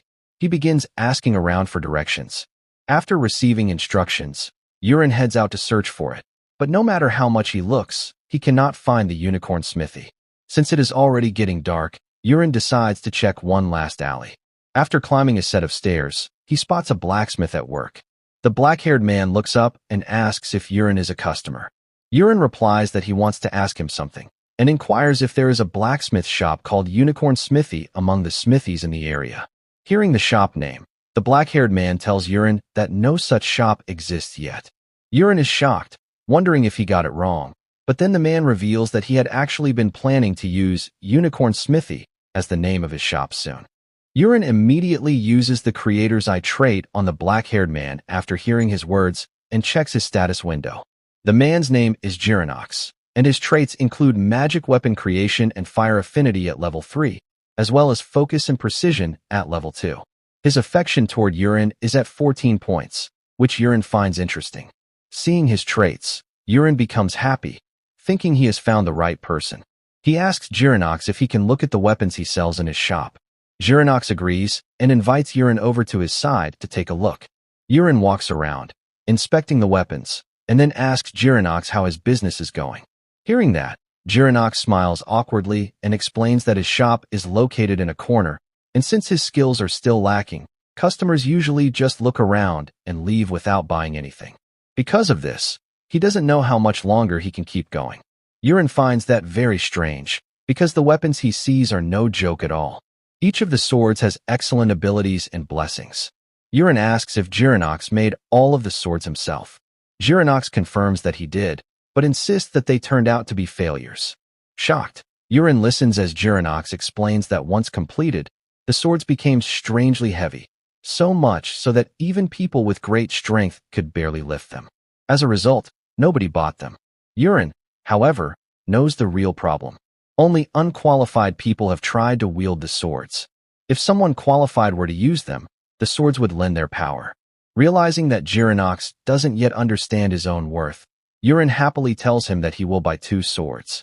Girinox becomes worried and asks why he would buy them when they are failures. Urine, meanwhile, wants to gift the swords to Aaron and Kraid, but he is also searching for a true treasure. So he asks Girinox if he has any severely rusted weapons. Girinox is shocked to hear such a request, but still shows him the pile of rusted weapons, explaining that they are unusual for anyone to want.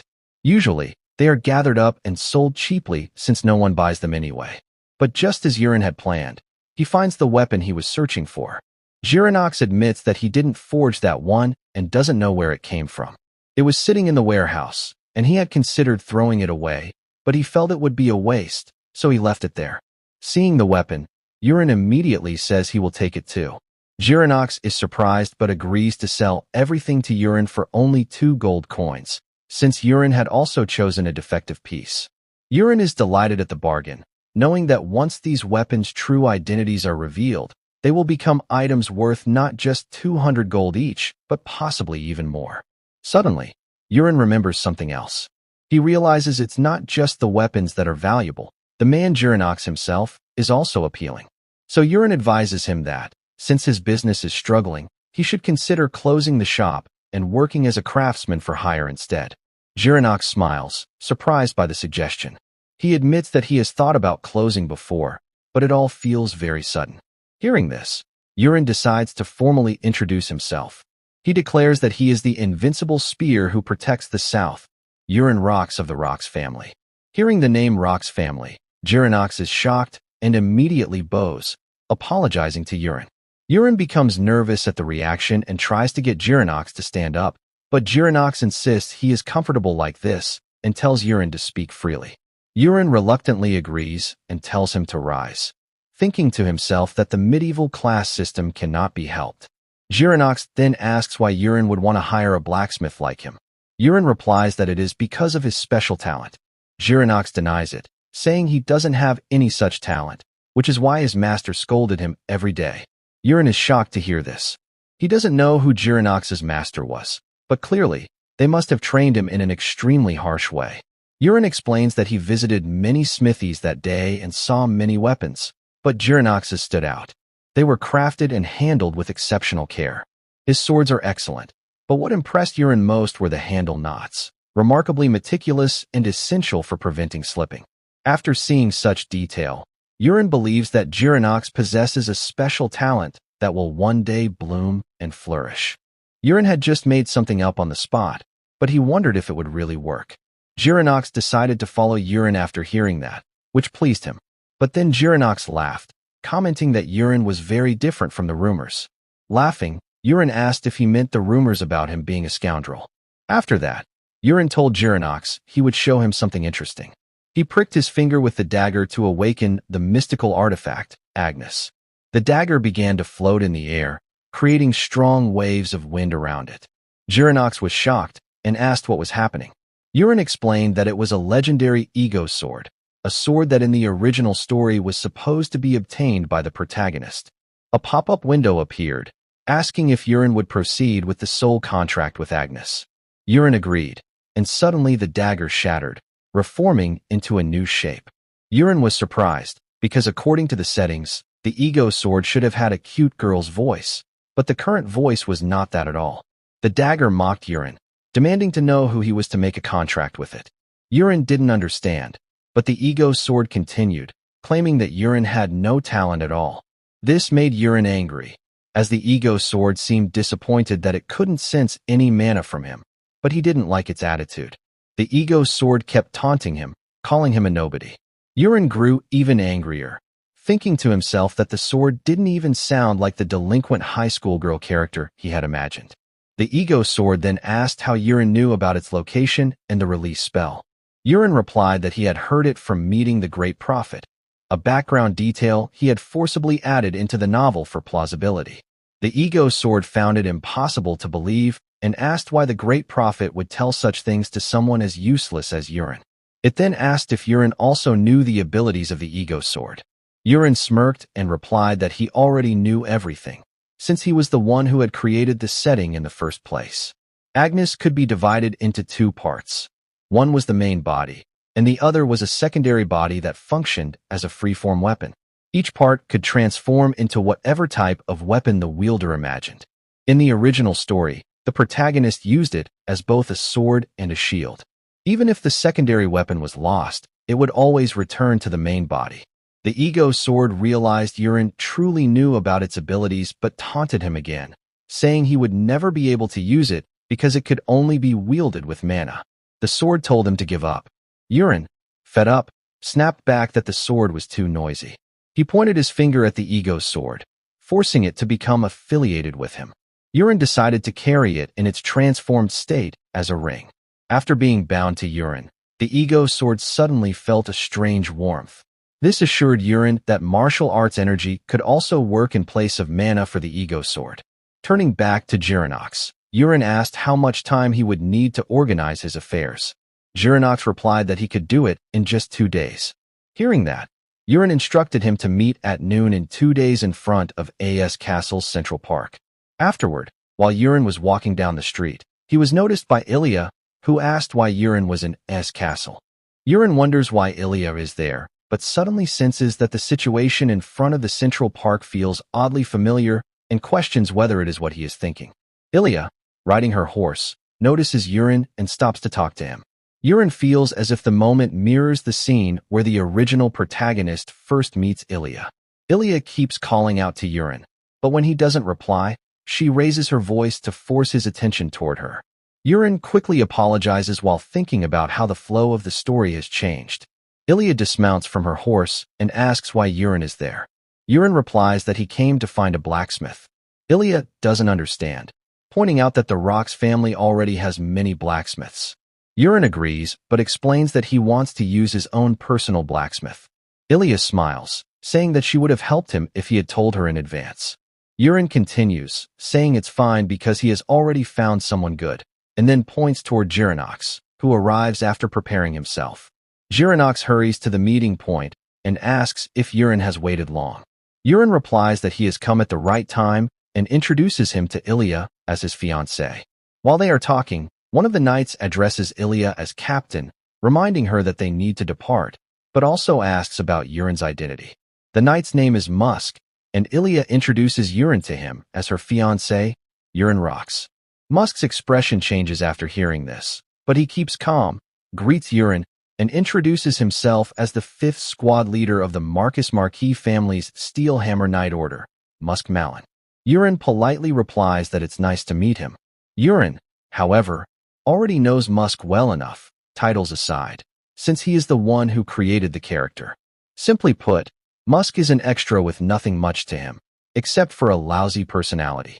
In the original novel, the setting played out like this. Musk and his Knight Order block the path, refusing to move. Musk tells them to step aside if they don't want to die. Then the protagonist steps forward, a fight breaks out, and Ilya appears just in time to stop it, beginning her connection with the protagonist. The important part afterward is that the protagonist accompanies Ilya into battle and saves her from a deadly crisis. But now, Yurin cannot find the protagonist anywhere to return him to the story. Since he can't allow Ilya to die, he steps in himself. That's why Yurin asks Ilya where they are going. Ilya explains that orc raids have been increasing near Es Castle, and their Knight Order has received reconnaissance and subjugation orders. Hearing this, Yurin asks Ilya a favor. He wants to accompany her. Ilya is very surprised and asks why. Yurin explains that he wants real combat experience and also wishes to see her skills. Ilya argues that it will be dangerous. Yurin replies that it's fine, since at the very least he is good at running away. After some thought, Ilya orders Musk to provide Yurin with a horse. Musk strongly disagrees, saying they aren't going on a trip and that they cannot let their guard down, even if the enemies are just orcs. He points out that he can't sense any mana from Yurin or Girinox and insists they don't have the ability or luxury to protect them. Hearing his complaints, Ilya firmly reminds Musk that she isn't asking a favor but giving an order, so he should follow it without further argument. Musk, unhappy, has no choice but to obey and grudgingly says he will prepare the horse right away. As he leaves, he mutters that if Ilya is so upset, then she should just make him captain. Yurin and Ilya watch in silence. After some time, the group departs for the mission. While riding, Ilya instructs Yurin to stay close to her because it will be dangerous. Yurin agrees and tells Girinox to hold on tight. Girinox, looking nervous, grabs firmly as they set the horses into motion. They eventually reach their destination, and Ilya orders the knights to split into groups of 5 to search for orc settlements. She strictly forbids them from attacking alone and instructs that if they find a settlement, they must retreat immediately and fire a signal flare. After giving her orders, Ilya leads her team, including Yurin, in another direction. Later, at dawn, Ilya's group is still searching, but the orc tracks are too messy, making it very difficult to locate anything. One of the soldiers asks what they should do since it will soon get dark. Ilya considers and decides they should head back for the day, but suddenly, a flare goes up from another team. At that very moment, another flare shoots into the sky, and then another. Ilya asks how many have gone up. A soldier replies that he saw 5, but Yurin knows it was actually 4. Ilya reacts quickly and decides to head toward the closest one. They rush there, but upon arriving, they are horrified to find all the soldiers already dead. Ilya, worried about the other soldiers, decides to head toward the flare fired to the south. They hurry there, only to find the same scene as before, all soldiers dead. Ilya freezes in shock, but a soldier urges her to move quickly to the next area. Ilya agrees, but Yurin speaks up, insisting that they shouldn't move right now. Ilya asks the reason for Yurin's objection, and he explains that the orcs in the area are scattered, hunted down by the soldiers one by one. This means there will be no chance of winning like this. Yurin suggests that they stop the operation and fire a signal flare to gather their forces in one place. Hearing that, one of the soldiers snaps at Yurin, telling him to be quiet since he has no right to interfere, and even blames Yurin for the mess they are in. Yurin recalls that in the original story, the protagonist was also cursed out at this part, and even readers criticized him for making them frustrated. The soldier continues shouting at Yurin, belittling him and telling him not to speak if he doesn't know anything about combat. Yurin points at the soldier and coldly tells him to shut up. The soldier is shocked and suddenly collapses in pain. Ilya doesn't understand the situation and looks at Yurin's face. Yurin, visibly angry, tells the soldier to know his place. Tremendous pain humbles the soldier, and he starts begging. Yurin orders him to just watch silently. Then Yurin shifts his attention back to Ilya. In the original story, Ilya didn't listen to the protagonist and insisted on her own thoughts. But now that Yurin has changed the situation, he tells her to judge wisely. Ilya silently observes Yurin, then agrees, deciding to think with a cool mind. She orders the knights to fire a blue signal flare immediately to gather their forces in one place.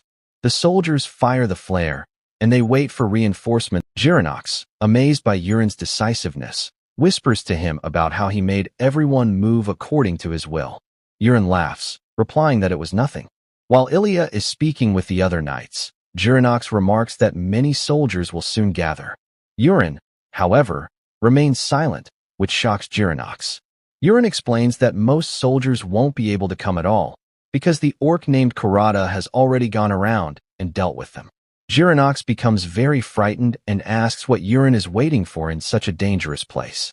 Yurin smiles and replies that he is waiting for real combat. Suddenly, a soldier comes running toward them, shouting for everyone to run immediately. The soldier is crying and trying to speak, but Ilya suddenly shifts into battle mode when she sees what is chasing him. The soldier is being pursued by many orc warriors, and they are in large numbers. Ilya is startled by the sight and turns to Yurin, apologizing because she believes he is about to die because of her. Yurin calmly replies that it's all right, since they won't die here. Yurin then begins walking toward the orc monsters. Ilya, shocked, asks what he is about to do. Ignoring her, Yurin tells Agnes that it's time to try what they practiced over the past 2 days. He then orders Agnes to create black iron bullets with its secondary body. This is a technique Yurin obtained when his 10,000 poison absorption divine energy reached 3 stars, but he hadn't yet had a chance to test it. Yurin's black iron explosions are at level 1, a skill that launches hidden weapons which explode by infusing internal energy into the bullets. However, to use it, a hidden black iron weapon is required. Thanks to Agnes, Yurin now has the ability to create that weapon. He throws it toward the orcs, and it attaches to one of their axes. A few seconds later, the bullets detonate, creating a massive explosion that defeats many orcs at once. Yurin recalls the secondary weapon and happily notes how convenient it is. The remaining orcs roar and charge at him, but he uses the bullet weapon again, defeating another group. Ilya rushes up to him, asking what exactly he is throwing at the monsters. Yurin shows her the secondary weapon, explaining that it's called Black Iron Explosion, and promises to explain in detail later. He then tells her that he has already reduced the orc numbers significantly. Startled, Ilya shouts at the soldiers, asking what they are waiting for. She urges them that they can win now. It is their only chance. With her command, Ilya and the soldiers charge toward the orcs. Ilya defeats the first one, while other soldiers manage to defeat several as well. But then, seeing their defeat was near, one of the orcs tries to run away. His path is blocked by another orc, this one with red skin. The green orc is tiny in front of the red one and trembles in fear. The red orc grabs the green one by the head and kills it on the spot. Ilya, the knights, and even the other orcs are stunned by the shocking scene. Ilya is startled by the ridiculous size of the red orc. Yurin, however, stays silent, thinking that the legendary orc warrior has finally appeared. The red orc is none other than Kurata. Yurin knows that if they cannot defeat it today, then all of them will die. Kurata roars, unleashing his reddish, formidable aura, which creates massive waves of wind. He swings his sword and then takes a stance, ready to charge at Ilya. She knows she cannot counter his attack, so she prepares to avoid it. At that moment, Yurin rushes in to save her, scolding her for just standing there. They barely dodge Kurata's strike, which crashes into the ground with immense force, while Yurin carries Ilya piggyback to safety. Once in a secure spot, Yurin shouts at Ilya, telling her she almost died just now. But Ilya is stunned when she sees the ground around them. Every one of her soldiers has been killed, and Kurata is already preparing to attack again. Yurin quickly decides to use the black iron explosion weapon against Kurata and hurls it at him. It lands near Kurata's ear and detonates, but shockingly, it has no effect at all. There isn't even a single scratch on Kurata. After taking the blast, Kurata says something in his language.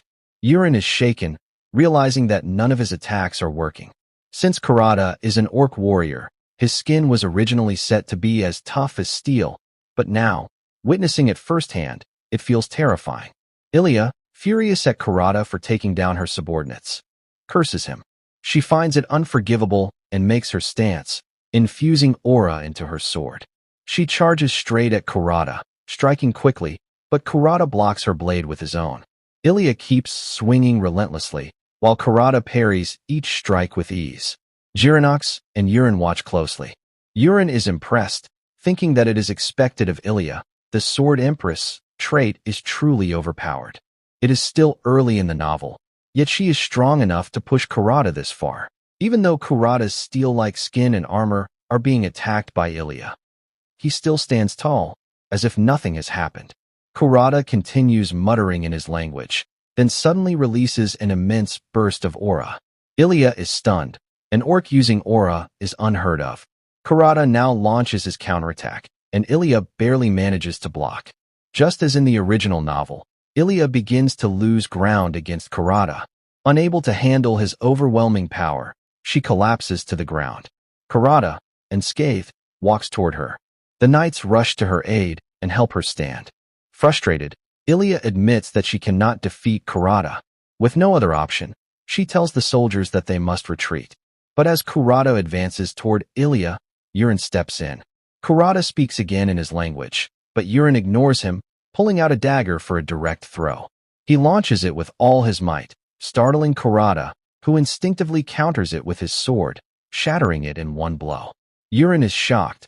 Kurata destroyed his dagger with a single strike. However, Kurata suddenly notices a cut on his shoulder. The wound instantly explodes, creating a powerful blast. Kurata gets injured, and his arm becomes useless.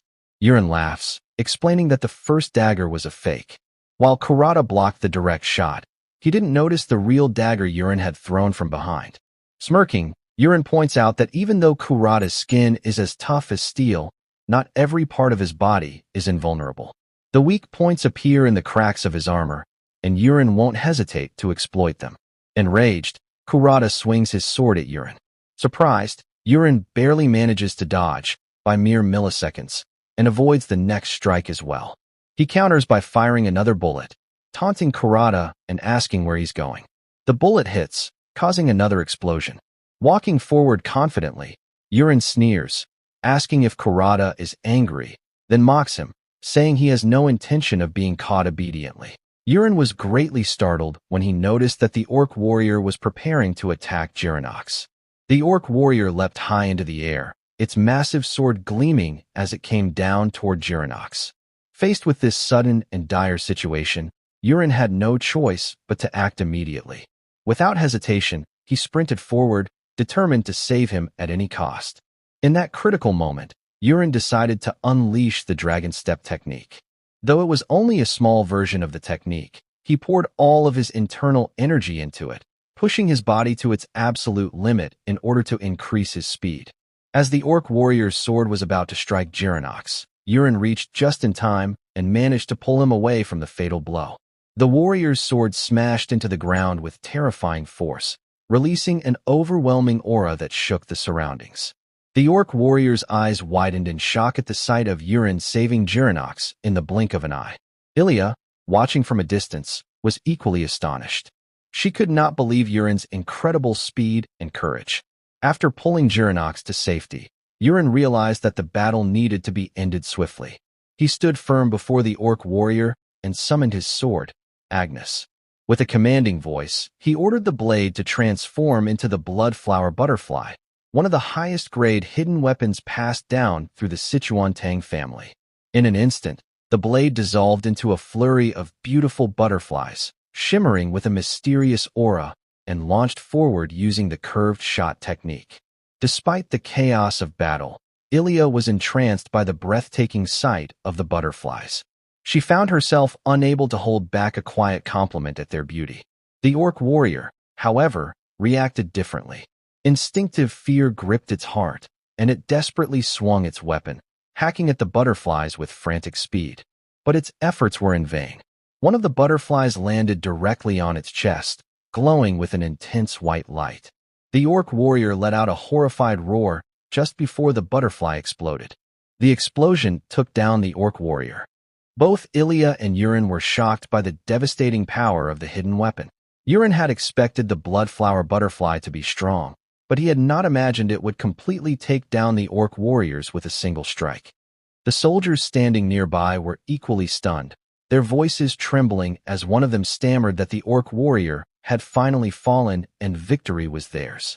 However, Ilya quickly regained her composure.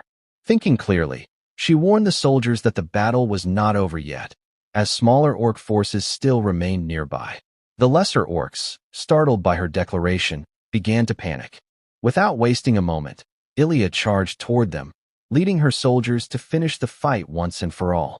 Meanwhile, Girinox approached Yurin with gratitude. He thanked him sincerely for saving his life. With that, Yurin's first real battle had ended in success. As night fell, Ilya and her soldiers had completely destroyed the remnants of the orc forces, securing victory at last. After the battle, Yurin approached Ilya with concern, asking if she had been injured anywhere. Ilya reassured him that she was unharmed but admitted that since she owed him her life, it was difficult to express how much she truly appreciated his actions. Yurin only laughed warmly, telling her that helping one another was natural and nothing to dwell on. He then reminded her of the question she had asked earlier about whether he had learned swordsmanship. With a calm smile, he revealed the truth. He had trained in hidden weapons instead of the sword. Ilya was visibly shocked by this revelation. She asked if he truly meant weapons like daggers. Yurin confirmed, explaining that the explosive orb from earlier and even the butterfly technique he had just used were both hidden weapons. Ilya was deeply impressed and somewhat overwhelmed by his skill. She realized that Yurin had mastered hidden weapons to an incredible degree. Yurin, on the other hand, quietly hoped that this experience would broaden her perspective. After all, Ilya had been trained all her life to believe that the sword was the supreme weapon. Now, perhaps, she would come to respect the potential of other arts as well. One of the soldiers quickly reported to Ilya about the preparation of the magic pouch. Hearing this, Ilya raised her sword and declared firmly that even if they could not gather all the remains of orcs right now, they must at least take the remains of the orc warriors as proof of victory. With a sharp motion, she gathered the remains of the orc warrior herself. Girinox was stunned when he saw the size of the orc warrior.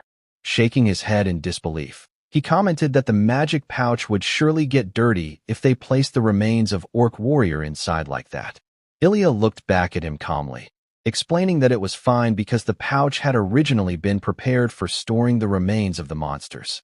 Therefore, they did not need to worry about it going to waste. With that reassurance, she put the remains of orc warrior into the pouch without hesitation.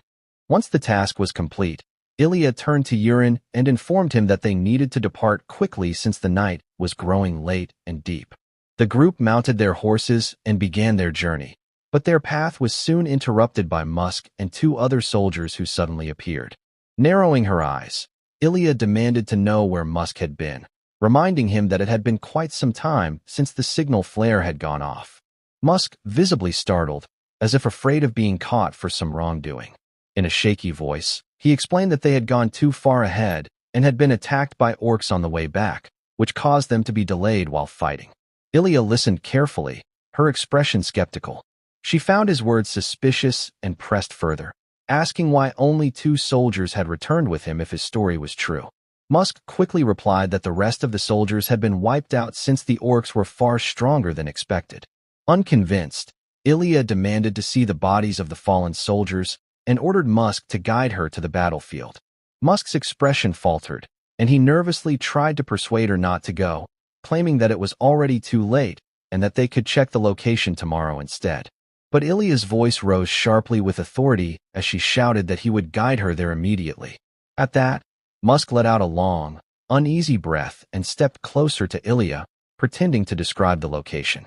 However, in an instant, he unsheathed his sword and launched a sudden attack against her. Ilya was caught off guard, her eyes widening in shock at the betrayal. But before the blade could reach her, Yurin reacted swiftly.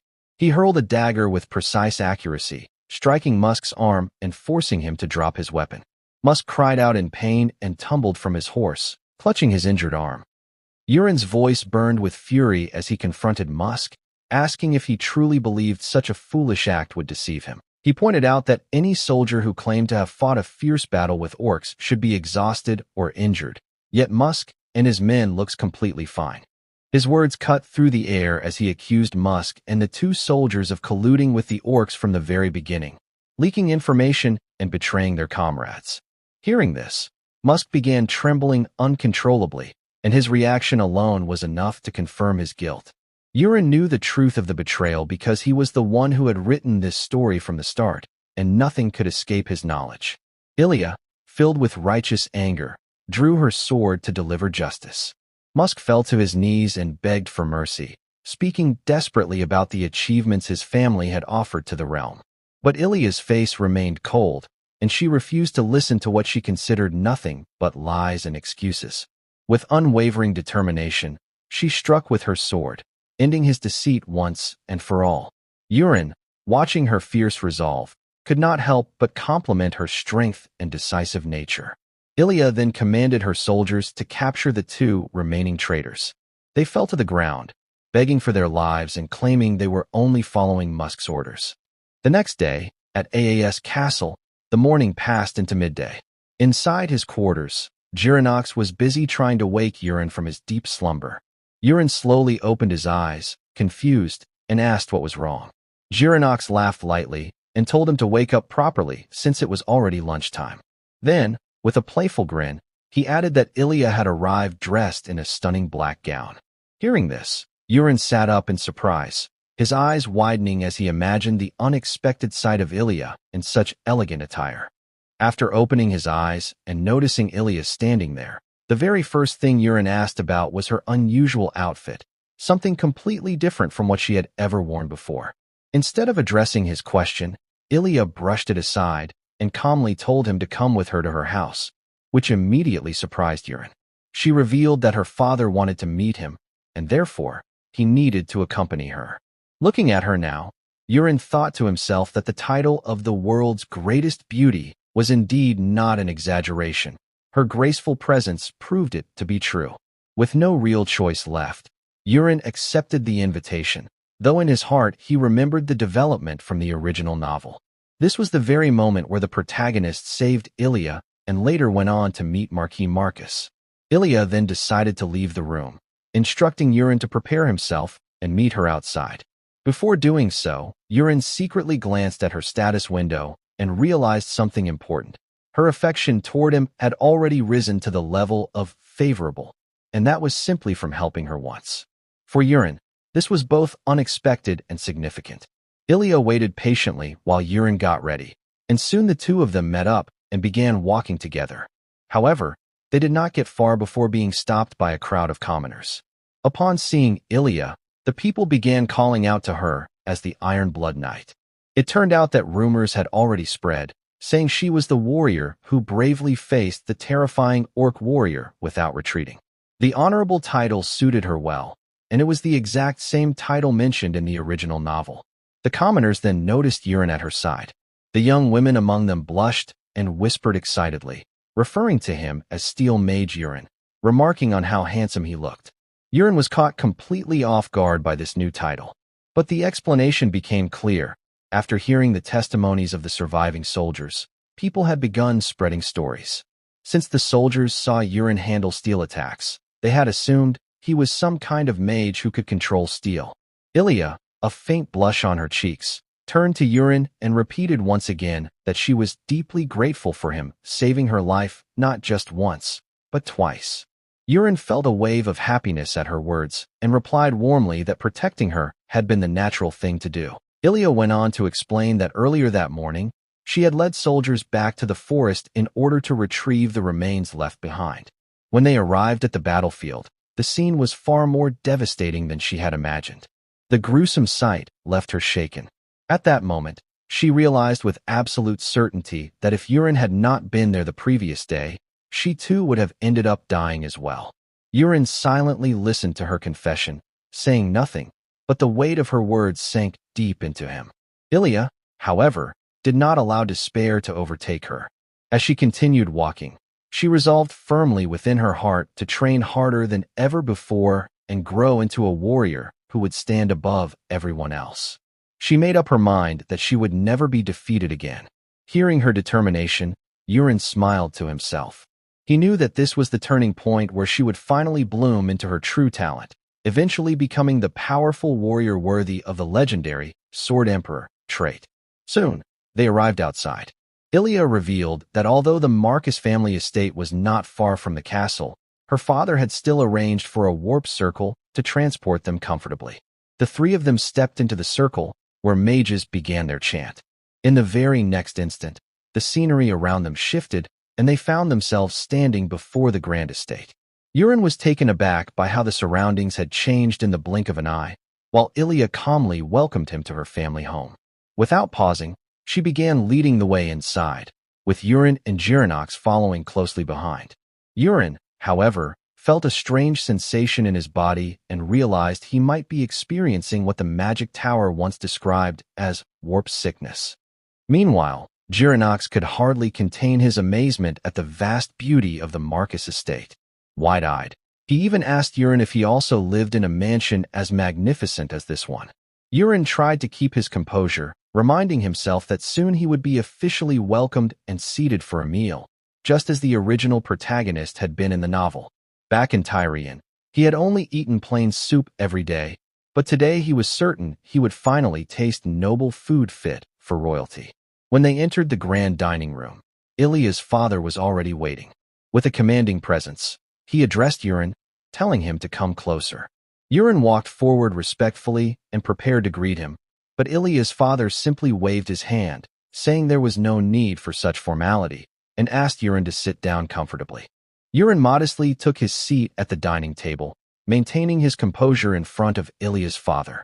Marquis Marcus began by expressing his gratitude, saying that before anything else, before even being Yurin's future father-in-law, he was most thankful as Ilya's father. He sincerely appreciated Yurin for saving his daughter's life. Yurin responded politely, humbly stating that it was no trouble at all, and that protecting Ilya was simply something he naturally had to do. Soon after, the chef arrived, carefully carrying the meal and placing it in front of Yurin. At first, Yurin's eyes lit up in anticipation, his mouth almost watering as he eagerly wondered what kind of exquisite dish they had prepared for him. To his surprise, however, the meal turned out to be none other than the Marcus family's traditional Tyrian soup. Though it was slightly different from the Rox family version, the Marcus family had their own secret recipe that made the soup richer and more savory. Still, Yurin's excitement quickly faded. Internally, he sighed, feeling disappointed to once again see the same kind of soup set before him. Marquis Marcus, however, seemed quite proud of the dish. He began talking at length about the tradition, explaining that just like the Rox family, the Marcus family also had the custom of eating Tyrian soup after battles. He insisted that Yurin should eat well, treating it as both nourishment and honor. Left with no choice, Yurin picked up his spoon and began eating. Inwardly, though, he thought to himself that there was nothing particularly special about their version of the soup. After all, he was someone who had once eaten Tyrian mixed with poison, so this was far from impressive to him. As the meal continued, Marcus suddenly decided to cut straight to the point. He looked at Yurin and directly asked when he intended to marry Ilya. Yurin was caught off guard by the bold question, nearly choking on his soup. Marcus pressed further, saying plainly that Yurin was about to marry his daughter, leaving no room for hesitation. Ilya's cheeks instantly turned bright red, and she lowered her gaze, clearly flustered and embarrassed by her father's words. Yurin, however, quickly realized that Marcus was testing him. From what he remembered, Marcus's affection toward him was initially at -10, and for it to rise even slightly must have meant something significant had changed compared to the original novel's events. Deciding to give a bold answer, Yurin declared that he wished to marry Ilya right away. His words caused Ilya to blush even more deeply, her heart racing at his sudden confidence. But Yurin quickly continued, clarifying that he had not yet become the official heir of his family, and was still viewed coldly because of his past life as a scoundrel. With determination in his voice, Yurin stated firmly that he would change himself and grow into a man truly worthy of Ilya. Only when he officially became the heir would he take her hand in marriage. Ilya was visibly impressed by his resolve, her eyes softening with admiration. However, her father was not yet convinced. Marcus asked bluntly whether becoming the heir was even possible for Yurin, given that his brothers were known to be geniuses. He pressed further, asking if Yurin was truly claiming that he could surpass his brothers and seize the position of heir. Without the slightest hesitation, Yurin looked him straight in the eye and replied with full confidence that he could and that he would. Marcus's stern expression slowly melted into a smile. He admitted he was impressed by Yurin's changes and praised his determination. In that moment, Marcus decided that he would support Yurin's growth and future. After this, Marcus shifted the conversation, informing Yurin that there had already been contact from his father. This revelation shocked Yurin.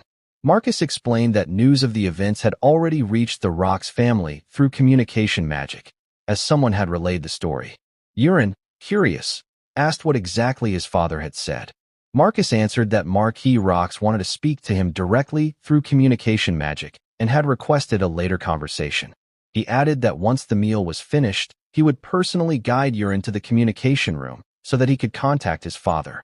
Grateful for this, Yurin thanked him, though he noticed Ilya sulking quietly beside him, for reasons he could not quite understand. Regardless, it seemed he had managed to leave a favorable impression on Marcus. Later that day, Yurin was escorted to the communication room. The magical circle lit up, and suddenly, he was face to face with his father through a live projection. It felt strangely similar to speaking through a modern video call, like a beam of magic projecting his father's image into the room. His father's expression, however, was filled with anger. The Marquis immediately scolded him harshly, his voice echoing like thunder. Yurin, overwhelmed, quickly apologized, trying to calm his father's fury. Yet beneath his anger, the Marquis's concern showed. After his initial curses, he suddenly asked if Yurin had been injured anywhere. Yurin reassured him that he was completely fine. Then came the question that mattered most. His father asked if it was true that Yurin had saved Ilya and slain the orc warrior. Yurin nervously admitted that it was true, but he downplayed his actions, claiming that he had simply been lucky and that things had turned out that way by chance. His father, after a long pause, decided not to press for more details. He stated that he would hear the full story when Yurin returned. Finally, the Marquis asked when Yurin planned to come back. Yurin replied that he would return the day after tomorrow. Hearing this, his father gave one last order, that Yurin should bring his brothers with him when he returned. Yurin gets shocked hearing this. Thanks for watching. I'm going to see you next video.